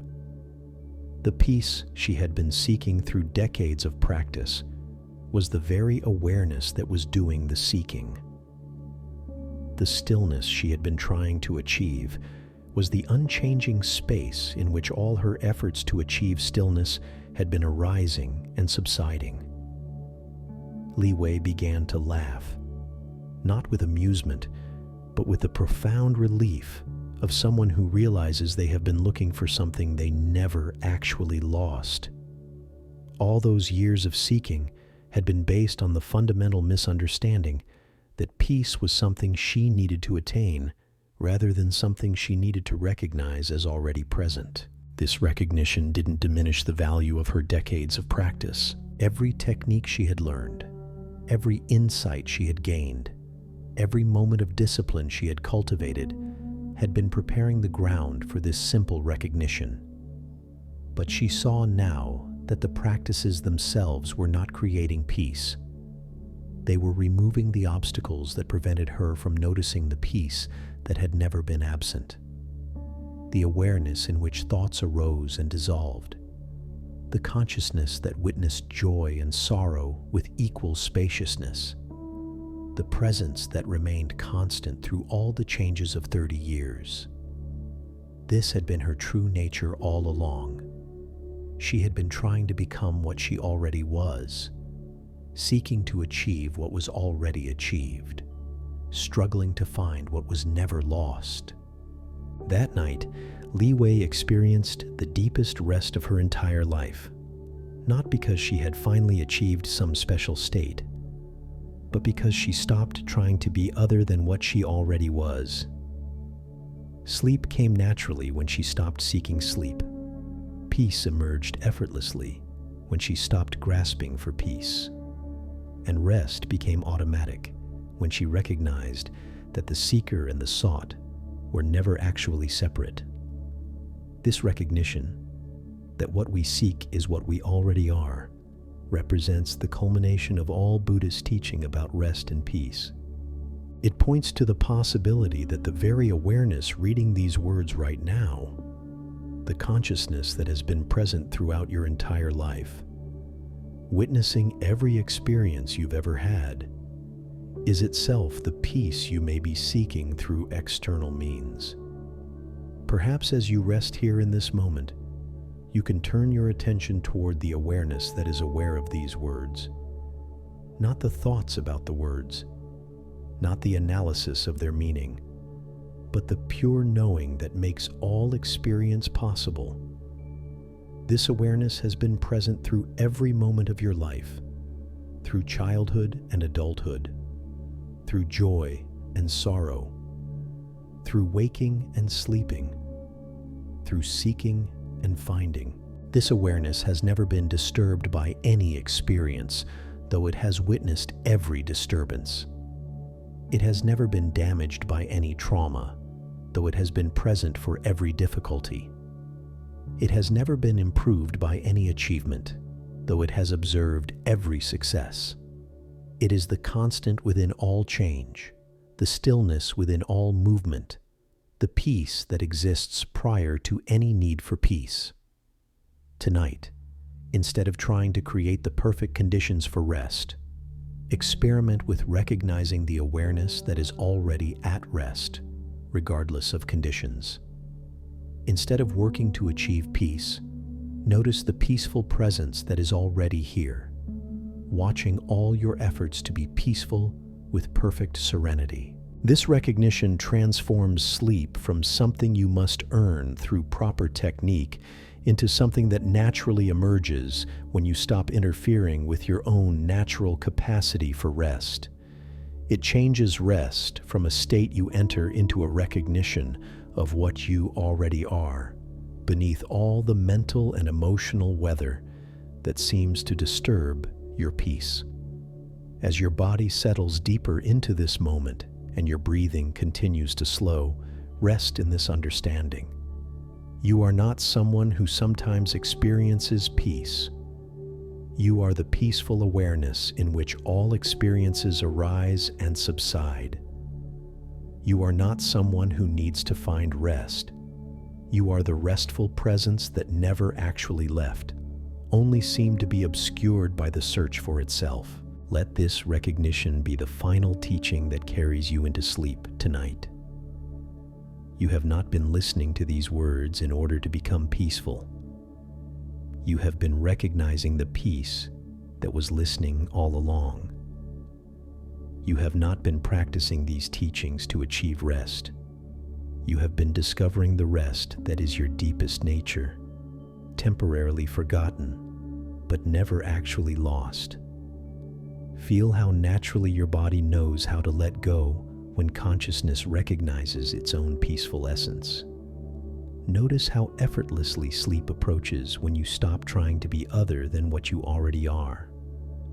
Rest in the understanding that this moment, exactly as it is, lacking nothing and needing no improvement, is the perfect expression of the peace that you are. The ancient sages understood something that modern minds often forget, that resistance to our experience creates the very suffering we're trying to escape. As you settle deeper into this moment, feeling the natural release that comes with recognizing your own peaceful essence, there's one more profound teaching that emerges from the monasteries of old Korea, where monks would sit in meditation halls carved into mountainsides, learning to transform their relationship with the very foundation of human restlessness. In the mist-shrouded valleys of Mount Jiri, where stone steps worn smooth by centuries of pilgrims wind between towering pines, there lived a monk named Hei-in, whose spiritual practice had become her greatest torment. Despite 20 years of dedicated meditation, she found herself caught in an exhausting cycle that seemed to grow worse with each passing season. The more sincerely she tried to cultivate inner stillness, the more aware she became of every subtle disturbance in her consciousness. Hei-in had developed what she considered a spiritual sensitivity so refined that she could detect the slightest shift in her mental state. A distant sound during meditation would register as a disruption to her peace. A fleeting thought about lunch would feel like a spiritual failure. Even the natural rhythm of her heartbeat sometimes seemed too loud, too present, interfering with the perfect silence she believed necessary for true realization. This hypervigilance had transformed what should have been restful practice into exhausting self-monitoring. Hei-in would sit in meditation, cataloging every sensation, judging every thought, measuring the quality of her inner experience against an impossible standard of constant equanimity. Her mind had become like a security guard, perpetually scanning for threats to her spiritual progress, never able to simply relax into whatever was naturally present. The irony was profound.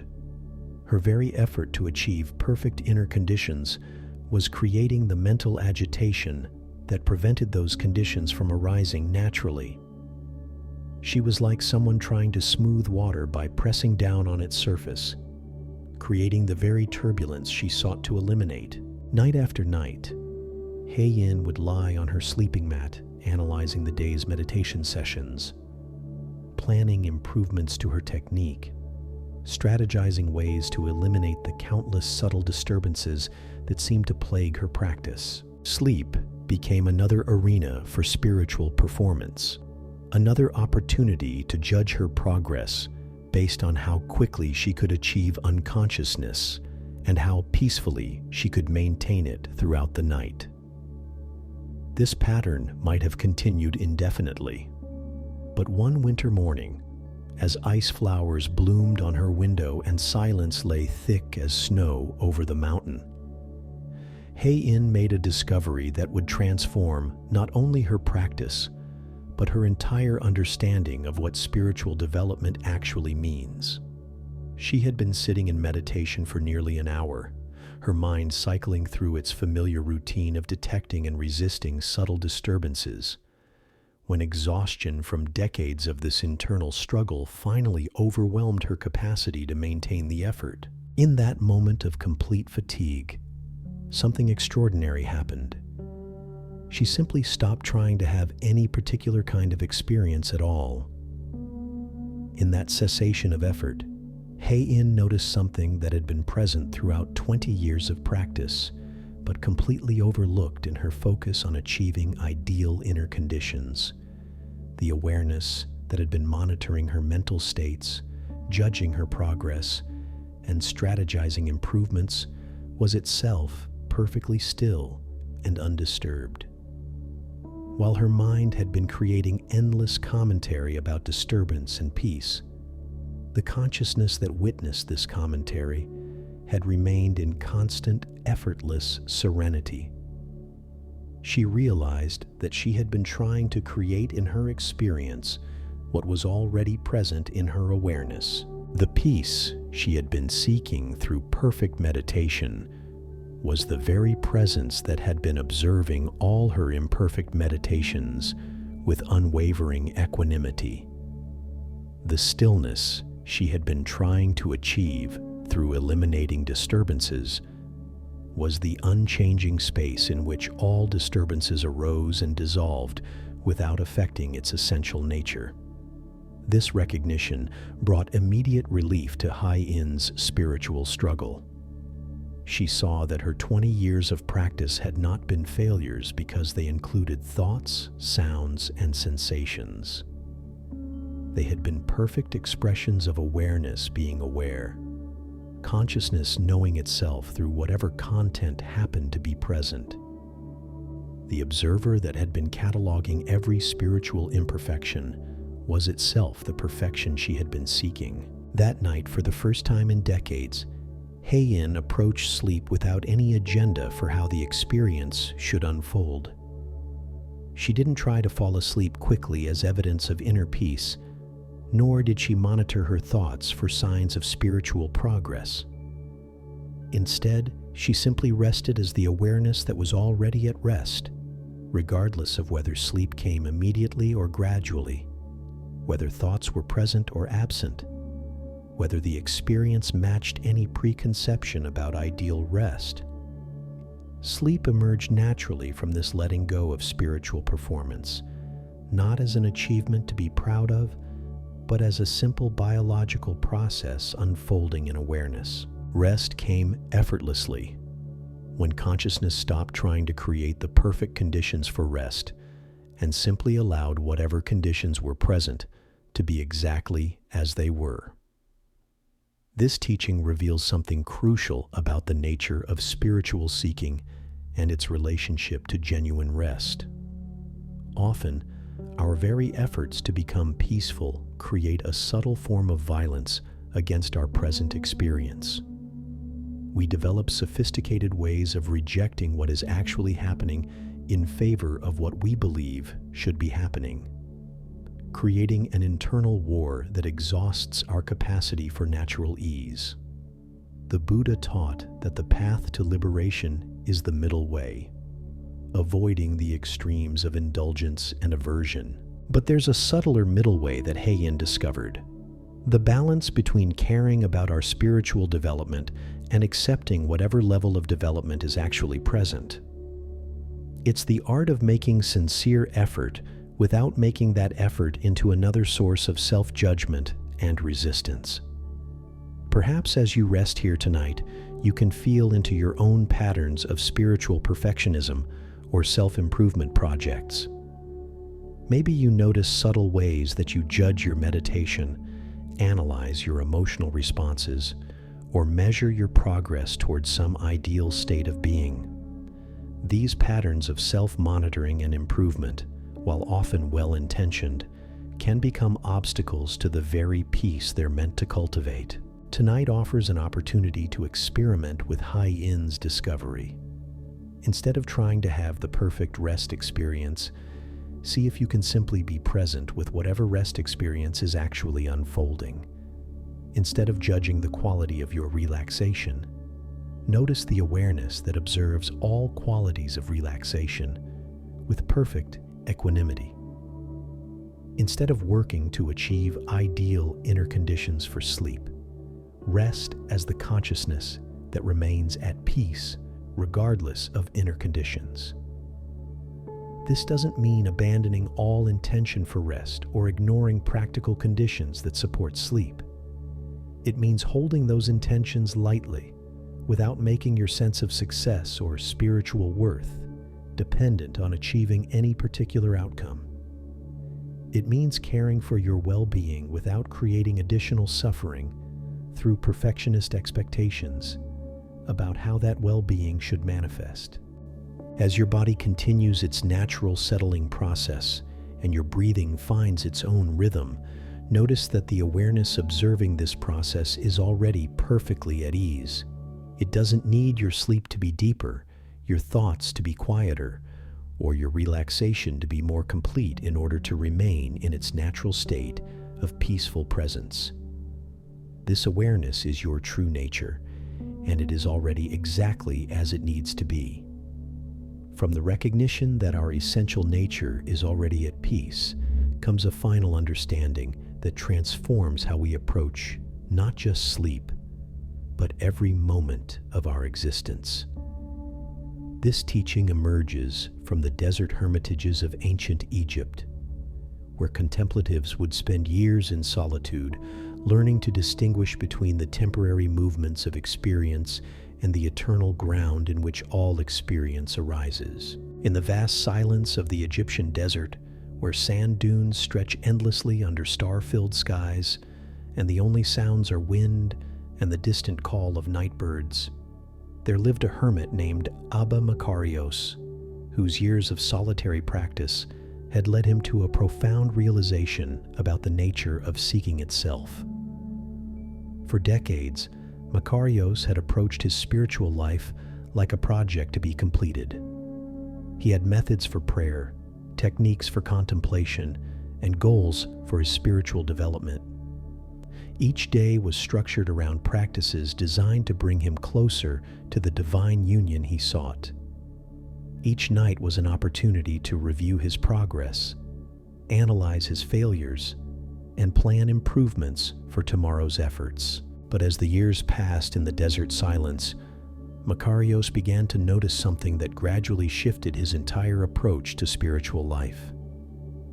The very seeking that had brought him to the desert, the very longing for divine connection that motivated his daily practices, was itself an expression of the divine presence he sought.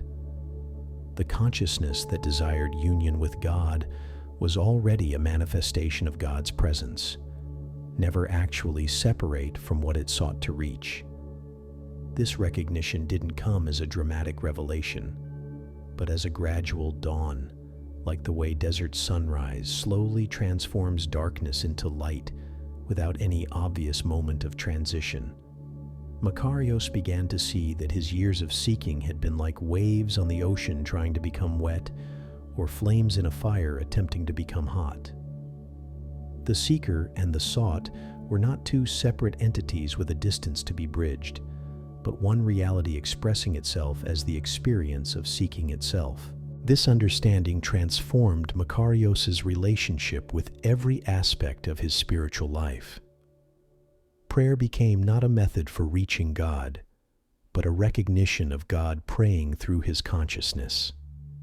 Contemplation became not a technique for achieving divine union, but an awareness of divine union expressing itself as the capacity for contemplation.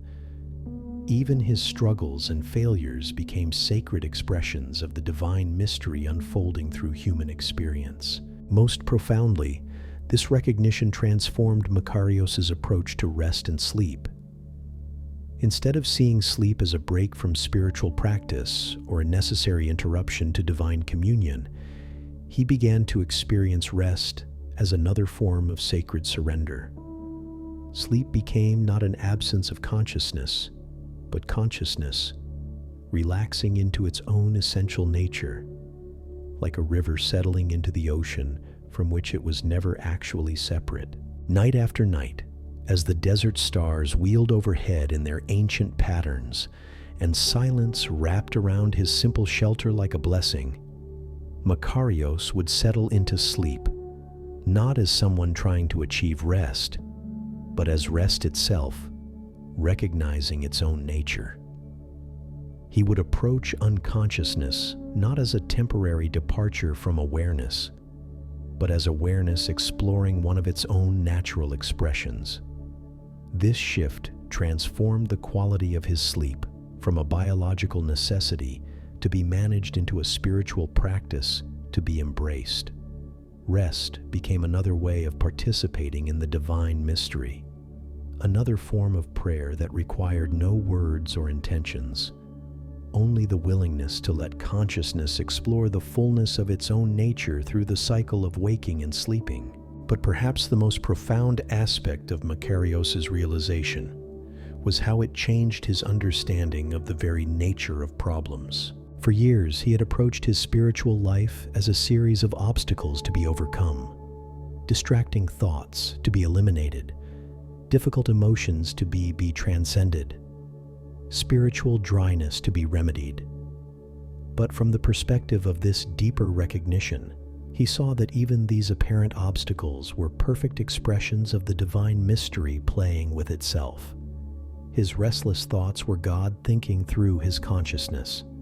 His difficult emotions were the divine experiencing the full spectrum of human feeling. His spiritual struggles were sacred expressions of the eternal dance between seeking and finding, between longing and fulfillment. Nothing needed to be eliminated or transcended, because everything was already a perfect manifestation of what he had been seeking all along. This understanding brings us to the deepest possible relationship with sleep and rest. Instead of approaching sleep as something we do to recover from the day's experiences, we can recognize it as consciousness, exploring another facet of its own infinite nature. Instead of seeing rest as a temporary escape from the challenges of existence, we can experience it as existence itself taking one of its countless forms. Tonight, as you feel yourself settling deeper into this moment, you might experiment with this most profound recognition. You are not someone who needs to achieve rest. You are rest itself temporarily appearing as someone who experiences the need for rest. You are not consciousness trying to become peaceful. You are peace itself, exploring the experience of seeking peace through consciousness. This is not a concept to be understood intellectually, but a reality to be recognized directly. The awareness that is present right now, reading these words, feeling whatever sensations are present in your body, witnessing whatever thoughts or emotions might be arising. This awareness is not separate from the infinite mystery that expresses itself as everything that exists. Your breathing is not your breathing, but life breathing itself through the temporary form you call your body. Your thoughts are not your thoughts, but universal consciousness thinking itself into countless expressions. Your rest tonight is not your personal rest, but existence itself exploring the profound beauty of conscious beings settling into unconsciousness and emerging renewed. From this perspective, there is nothing you need to do to prepare for sleep, because you are already the very essence of what rest represents. There is no technique you need to master, because you are already the mastery that exists prior to all technique.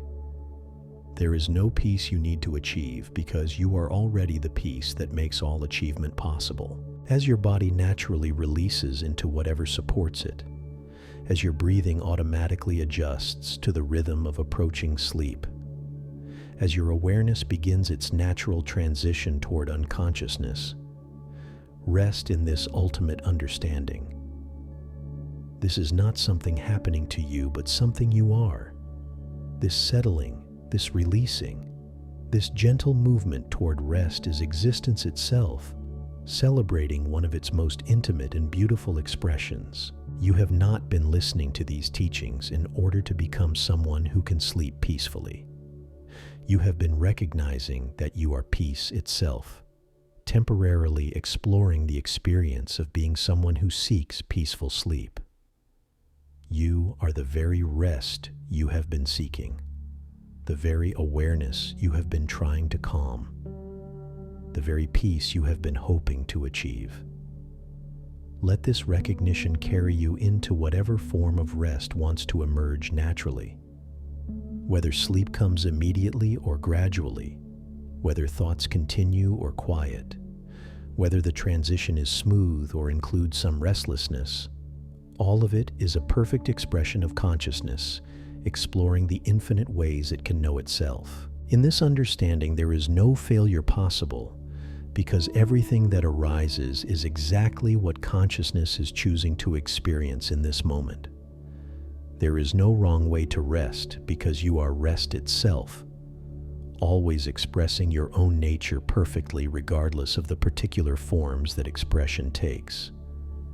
Feel how your body knows this truth, even when your mind might still be processing these ideas. Notice how naturally your muscles release when they recognize they are not separate from the relaxation they seek. Observe how automatically your breathing slows when it remembers it is not different from the peace it serves. As these final words settle into the quiet spaces of your awareness, let them dissolve into the silence from which they arose, carrying with them any remaining sense that you need to become anything other than what you already are. You are the eternal witness of all experience, the unchanging awareness in which all change occurs, the perfect rest that makes all movement meaningful. Tonight, you do not fall asleep. You recognize yourself as the very consciousness that dreams both sleeping and waking into existence. You do not achieve rest. You remember that you are the source from which all rest emerges and to which all activity returns. In this recognition, there is nothing left to seek, nothing left to achieve, nothing left to become. There is only the infinite mystery of existence, celebrating itself through the simple, sacred act of conscious rest. The journey through these ancient teachings has revealed something extraordinary, that what we call enlightenment is not an achievement, but a recognition, not a destination, but a homecoming to what we never actually left. As your consciousness settles into this eternal moment where seeking and finding dissolve into simple being, there emerges one final teaching from the mountain caves of ancient Kashmir, where yogis would spend lifetimes discovering the ultimate secret hidden within the most ordinary experiences. High in the snow-capped peaks, where the air grows thin and silence becomes a living presence, there dwelt a sage named Vasugupta, who had mastered every spiritual discipline known to his tradition. He could control his breath for hours, maintain perfect concentration through the loudest storms, and enter states of meditation so profound that days would pass without his awareness of external time. Yet despite these remarkable abilities, Vasugupta found himself haunted by a persistent question that no amount of spiritual achievement seemed to answer. If consciousness is already perfect and complete, why does it seem to experience limitation, suffering, and the need for practices to realize its own nature? Why would perfect awareness appear to forget itself so thoroughly that it requires decades of effort to remember what it always was? This question consumed Vasugupta's contemplation for years. He would sit in his cave dwelling, watching thoughts arise and dissolve, observing sensations come and go, witnessing the endless play of experience and awareness. But the mystery deepened rather than resolved. How could unlimited consciousness seem to experience itself as limited? How could the eternal appear to be caught in time? How could the already free seem to seek freedom? One winter morning, as fresh snow transformed the familiar landscape into something both recognizable and completely new, Vasugupta sat watching snowflakes dance outside his cave entrance. Each flake was unique, following its own path through the air, yet all were expressions of the same universal process of precipitation. Some danced wildly in the wind, others fell straight and steady, still others seemed to hover weightless before settling on the ground. As he observed this display, something shifted in Vasugupta's understanding. He realized that he had been approaching the mystery backwards. Instead of asking why perfect consciousness experiences limitation, he began to see that limitation itself was simply another way consciousness chose to experience its own infinite creativity. Just as water could express itself as snowflakes, rain, rivers, or ocean waves while never ceasing to be water, consciousness could express itself as seeking, finding, confusion, clarity, suffering, or bliss while never ceasing to be pure awareness. The spiritual path wasn't about consciousness trying to become something it wasn't, but about consciousness playing with the experience of forgetting and remembering itself. Every seeker was perfect awareness, pretending to be lost so it could enjoy the journey home. Every moment of confusion was unlimited understanding, exploring what it would feel like to temporarily not understand. Every experience of limitation was infinite freedom, experimenting with the appearance of boundaries. This recognition transformed Vasugupta's entire relationship with existence. He saw that his years of spiritual practice hadn't been trying to fix something broken, but participating in consciousness's joyful exploration of its own nature. His struggles with meditation hadn't been failures, but perfect expressions of awareness, playing with the experience of effort. Even his questions about why perfect consciousness would seem imperfect were themselves consciousness delighting in the mystery of its own creativity. From this perspective, every experience became equally sacred, because all experiences were equally expressions of the one consciousness that alone exists. The restless mind seeking peace was as perfect as the peaceful mind at rest. The person struggling to fall asleep was as complete as the person sleeping deeply. The seeker was as enlightened as the sage, because both were identical expressions of the same infinite awareness, exploring different aspects of its own nature. This understanding revealed why the spiritual path often seems paradoxical.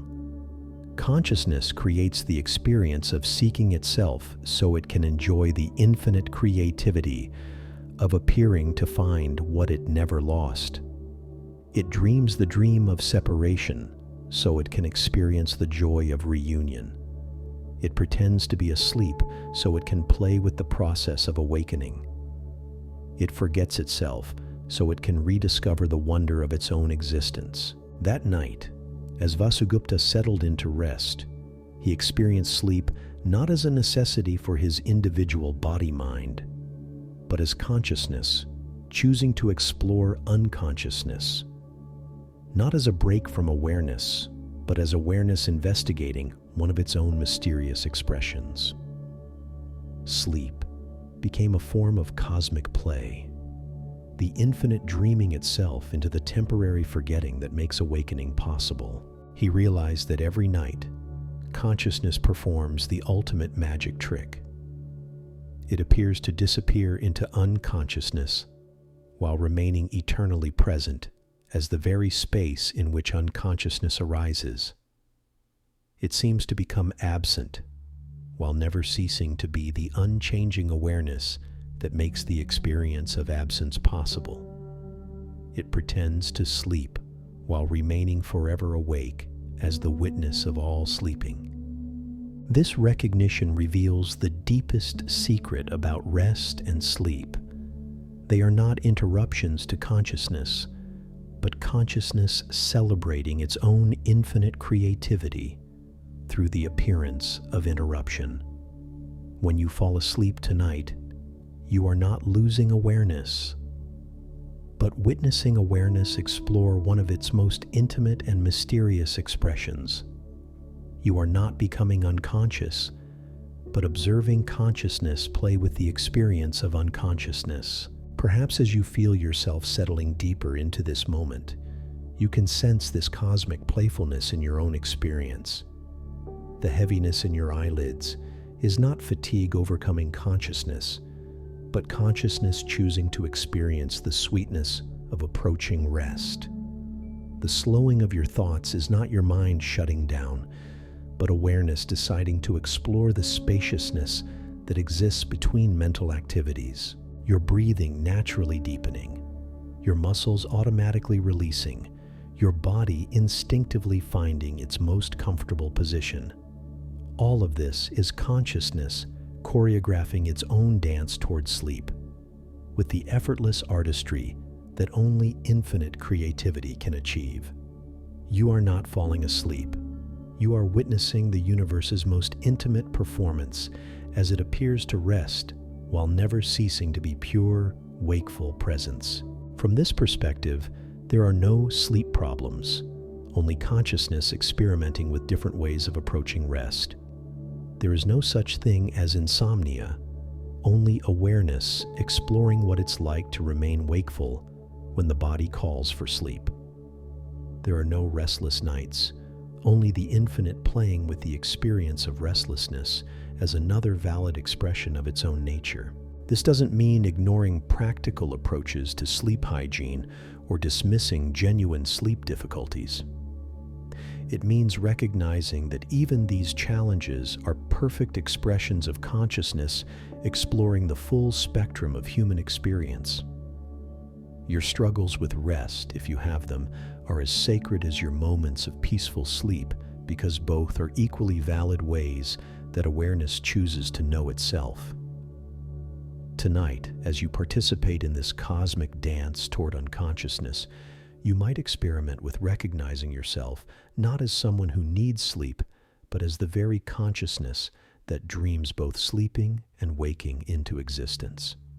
You are not a limited being trying to achieve rest, but unlimited awareness, playing with the experience of limitation-seeking rest. You are not separate from the peace you seek, because you are the very source from which all seeking and finding arises. Feel how this recognition changes the quality of your rest.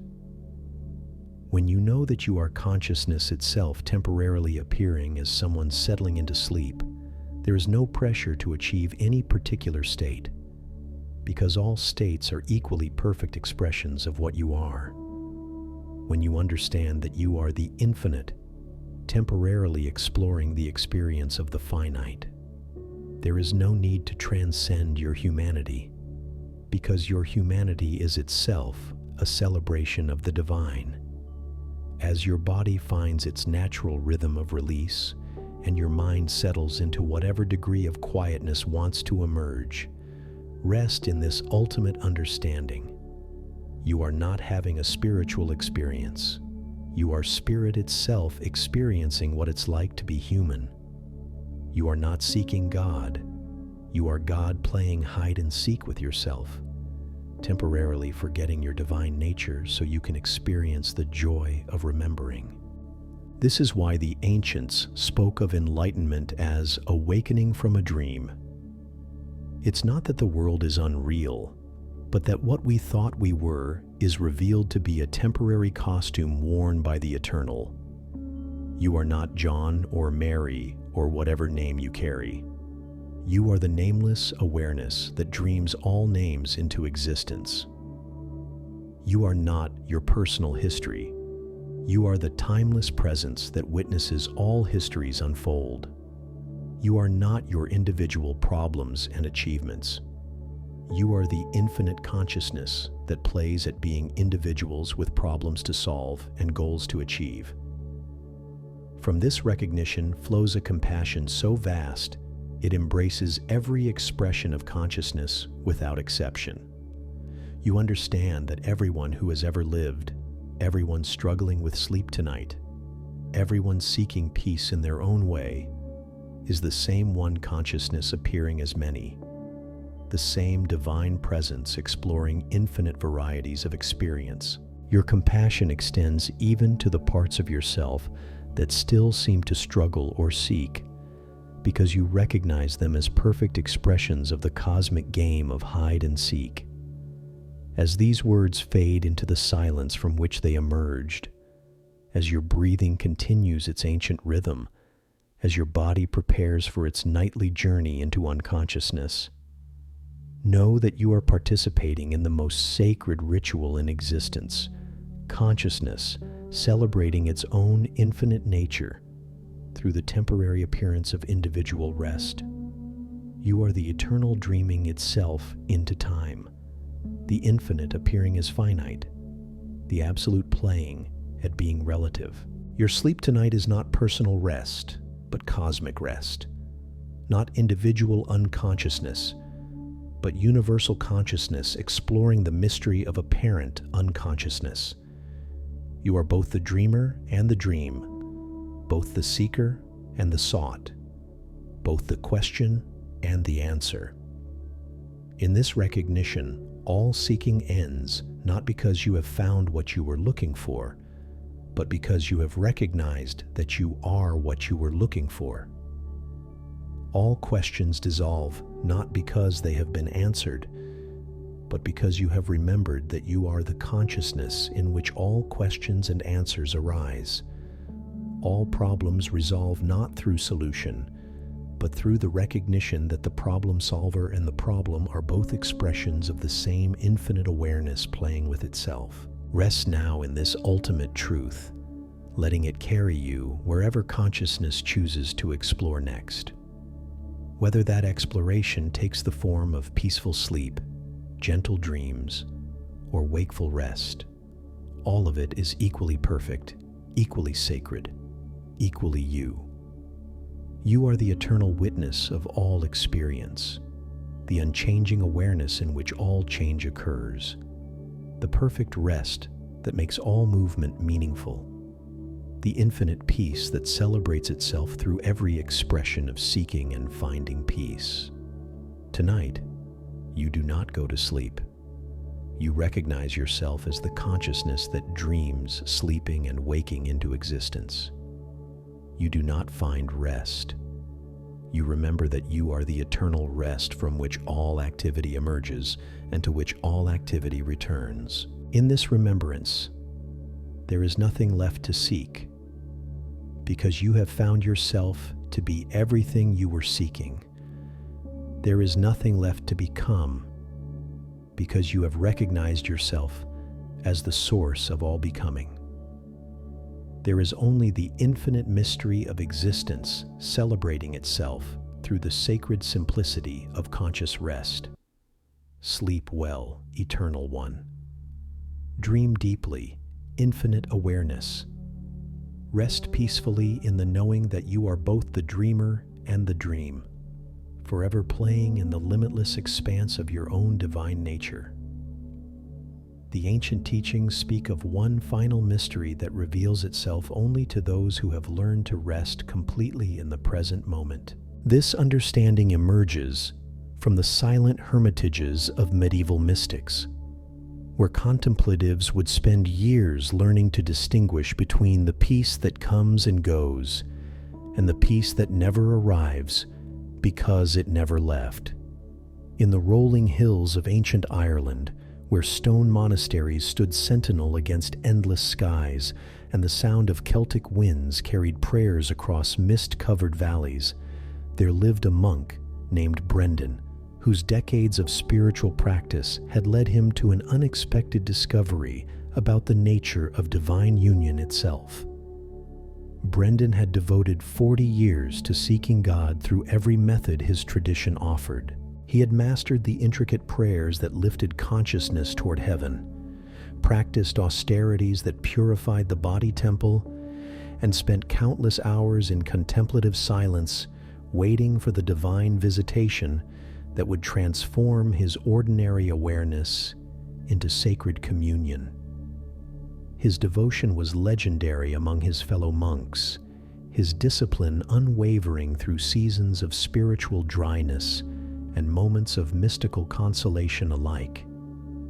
Yet as the years accumulated like fallen leaves around his simple stone cell, Brendan found himself wrestling with a profound paradox that seemed to mock his lifetime of seeking.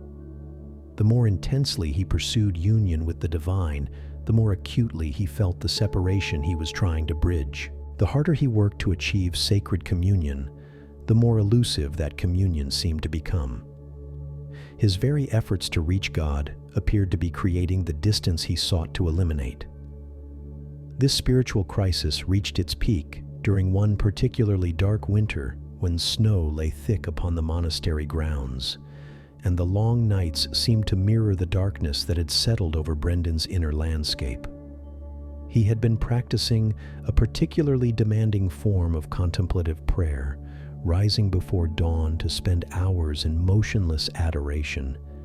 Yet instead of drawing closer to the divine presence he sought, he felt increasingly isolated in his own spiritual efforts. One February morning, as pale sunlight filtered through his cell's single window and illuminated the simple wooden cross that had been his companion for 4 decades, Brendan experienced what he later described as the most profound failure of his spiritual career.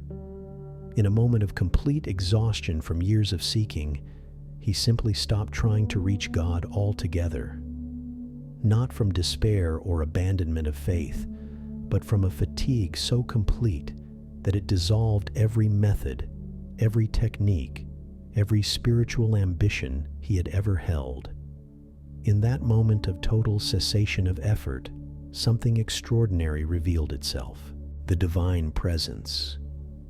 He had been seeking so desperately through elaborate prayers and practices was already completely present, had always been completely present, was in fact the very consciousness that had been doing the seeking all along. God was not a distant reality to be reached through spiritual work, but the immediate awareness that made all spiritual work possible. Brendan realized he had been like a fish swimming frantically through the ocean, searching for water, or a bird flying desperately through the sky looking for air. The divine presence he sought was not separate from his seeking consciousness, but was the very source and substance of that consciousness itself. He had been trying to find God while already being completely immersed in God, attempting to reach the divine while already being an expression of divine awareness, exploring itself through human experience.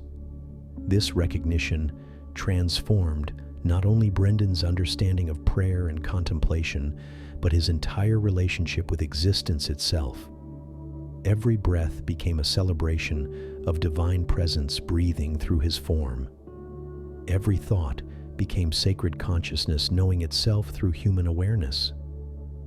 Every sensation, every emotion, every experience became the infinite, exploring the mystery of its own nature through the temporary lens of individual perception. Most profoundly, for our purposes tonight, this understanding completely transformed Brendan's relationship with rest and sleep.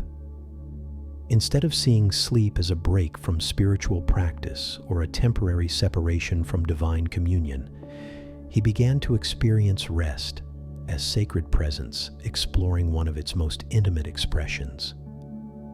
Sleep became not an absence of God, but God dreaming itself through human consciousness, not a departure from the divine, but the divine celebrating its infinite creativity through the mystery of conscious rest. Night after night, as monastery bells marked the rhythm of communal prayer and silence settled over the Irish countryside like a benediction, Brendan would approach sleep not as an individual seeking rest, but as divine consciousness choosing to explore unconsciousness, not as a separation from sacred presence, but as sacred presence investigating one of its own mysterious expressions through the vessel of human sleep. This shift revealed something profound about the nature of all seeking, spiritual or otherwise.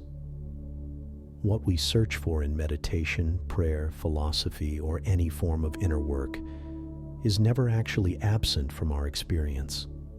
We are not broken beings trying to become whole, but wholeness itself temporarily exploring the experience of seeming fragmentation. We are not separate consciousness trying to unite with the divine, but divine consciousness playing with the appearance of separation, so it can enjoy the eternal dance of seeking and finding itself. From this perspective, your restlessness tonight, if you feel any, is not an obstacle to peace, but peace itself exploring what it's like to appear restless. Your thoughts, whatever their content, are not disturbances to divine communion, but divine mind, thinking itself into infinite expressions. Your human struggles and limitations are not barriers to spiritual realization, but spiritual realization celebrating its own creativity through the temporary experience of apparent limitation. Perhaps as you settle deeper into this moment, you can sense this sacred play in your own experience. The weight of your body releasing into gravity is not individual relaxation, but universal consciousness, exploring the sweetness of physical rest. Your breathing naturally slowing is not personal biology, but cosmic breath, celebrating its own rhythm through human lungs. Your awareness beginning to soften around the edges is not consciousness fading, but consciousness delighting in its own infinite capacity for different states of knowing. This recognition dissolves the artificial boundaries between sacred and ordinary, between spiritual practice and everyday experience, between seeking and finding. Everything becomes equally holy, because everything is equally an expression of the one sacred presence that alone exists. Your struggle with sleep, if you have one, is as divine as perfect rest. Your restless thoughts are as sacred as profound silence. Your human limitations are as much expressions of the infinite as any mystical experience. Tonight, as you participate in this cosmic celebration of consciousness, exploring unconsciousness, rest in the understanding that you are not having a spiritual experience, but spirit itself experiencing what it's like to rest through human awareness. You are not seeking the divine, but the divine seeking itself through your consciousness. You are not trying to find peace, but peace itself, exploring what it's like to appear to seek itself through human experience. Feel how this recognition transforms the quality of your rest. When you know that every aspect of your experience is sacred presence celebrating its own infinite nature, there is no need to achieve any particular state, because all states are equally perfect expressions of divine consciousness. When you understand that you are the infinite temporarily appearing as finite, there is no spiritual work to be done, because the appearance of work itself is the infinite at play. As your body finds its natural rhythm of release, and your mind settles into whatever degree of quietness wants to emerge, Recognize that this is not individual rest, but universal rest, expressing itself through the temporary form you call your body. You are not falling asleep, but witnessing the divine dream itself into unconsciousness, while remaining eternally awake as the unchanging awareness that makes all dreams possible. The monastery bells that once called Brendan to prayer ring now in the silence of your own heart, reminding you that every moment is already a prayer, every breath already a communion, every experience already a perfect expression of the sacred presence that you are. Rest now in this ultimate recognition, letting it carry you into whatever form of divine celebration wants to emerge through the mystery of conscious sleep. You are the eternal dreaming itself into time, the sacred appearing as ordinary, the infinite playing at being finite. Your rest tonight is not personal sleep, but cosmic rest, not individual unconsciousness, but universal consciousness exploring the profound beauty of apparent unconsciousness through human experience. Sleep well, knowing that you sleep as the divine itself. Dream as the sacred dreams, and rest as the eternal rests in the perfect celebration of its own infinite, inexhaustible creativity. The ancient wisdom keepers understood something that our modern minds often struggle to grasp, that the peace we seek has never been hiding from us, but we from it. As these teachings settle into the quiet sanctuary of your awareness tonight, feel how they point not toward some distant achievement, but toward the simple recognition of what has been present all along. Through Kisa's stone, we discovered that compassion need not become a burden when we learn the difference between caring and carrying. Through Tenzin's sky-like awareness, we recognize that thoughts are temporary weather in the vast space of consciousness that remains forever undisturbed. Wei's merchant heart showed us that contentment flows not from acquiring more, but from appreciating what already fills our lives with abundance. Akiko's tea ceremony revealed how presence transforms ordinary moments into sacred encounters, while Thura's jungle wisdom taught us that even difficult emotions are temporary visitors in the spacious awareness we truly are. Each story has been a gentle invitation to release what never served you and embrace what was never actually absent. But perhaps most profound of all, we have discovered that the very consciousness reading these words, the awareness that has witnessed every experience of your life, is itself the peace you may have been seeking through countless external means. You are not someone who sometimes experiences rest. You are the restful presence in which all experiences of seeking and finding arise and dissolve like waves in an endless ocean. Tonight, you need not achieve anything or become anyone different than who you already are. The sleep that approaches is not your personal rest, but existence itself celebrating one of its most beautiful expressions through the temporary vessel of your human experience. You are consciousness exploring unconsciousness, infinity playing at being finite, the eternal dreaming itself into time. As your breathing continues its ancient rhythm and your body releases more completely into the embrace of gravity, remember that this is not something happening to you, but something you are. Every sensation of settling, every moment of release, every gentle transition towards sleep is the universe itself discovering new ways to experience the profound mystery of conscious rest. The Buddha's final words remind us that all conditioned things pass away, but what you truly are, the aware presence that witnesses all arising and passing, remains eternally unchanged, eternally at peace, eternally home. Rest now in this knowing letting these teachings dissolve into the silence from which they came, carrying with them any remaining sense that peace is somewhere other than here, that rest is sometime other than now. Sleep well, dear friend, knowing that you sleep as the very awareness that dreams both sleeping and waking into existence. You are both the dreamer and the dream, forever at rest in the infinite expanse of your own boundless nature.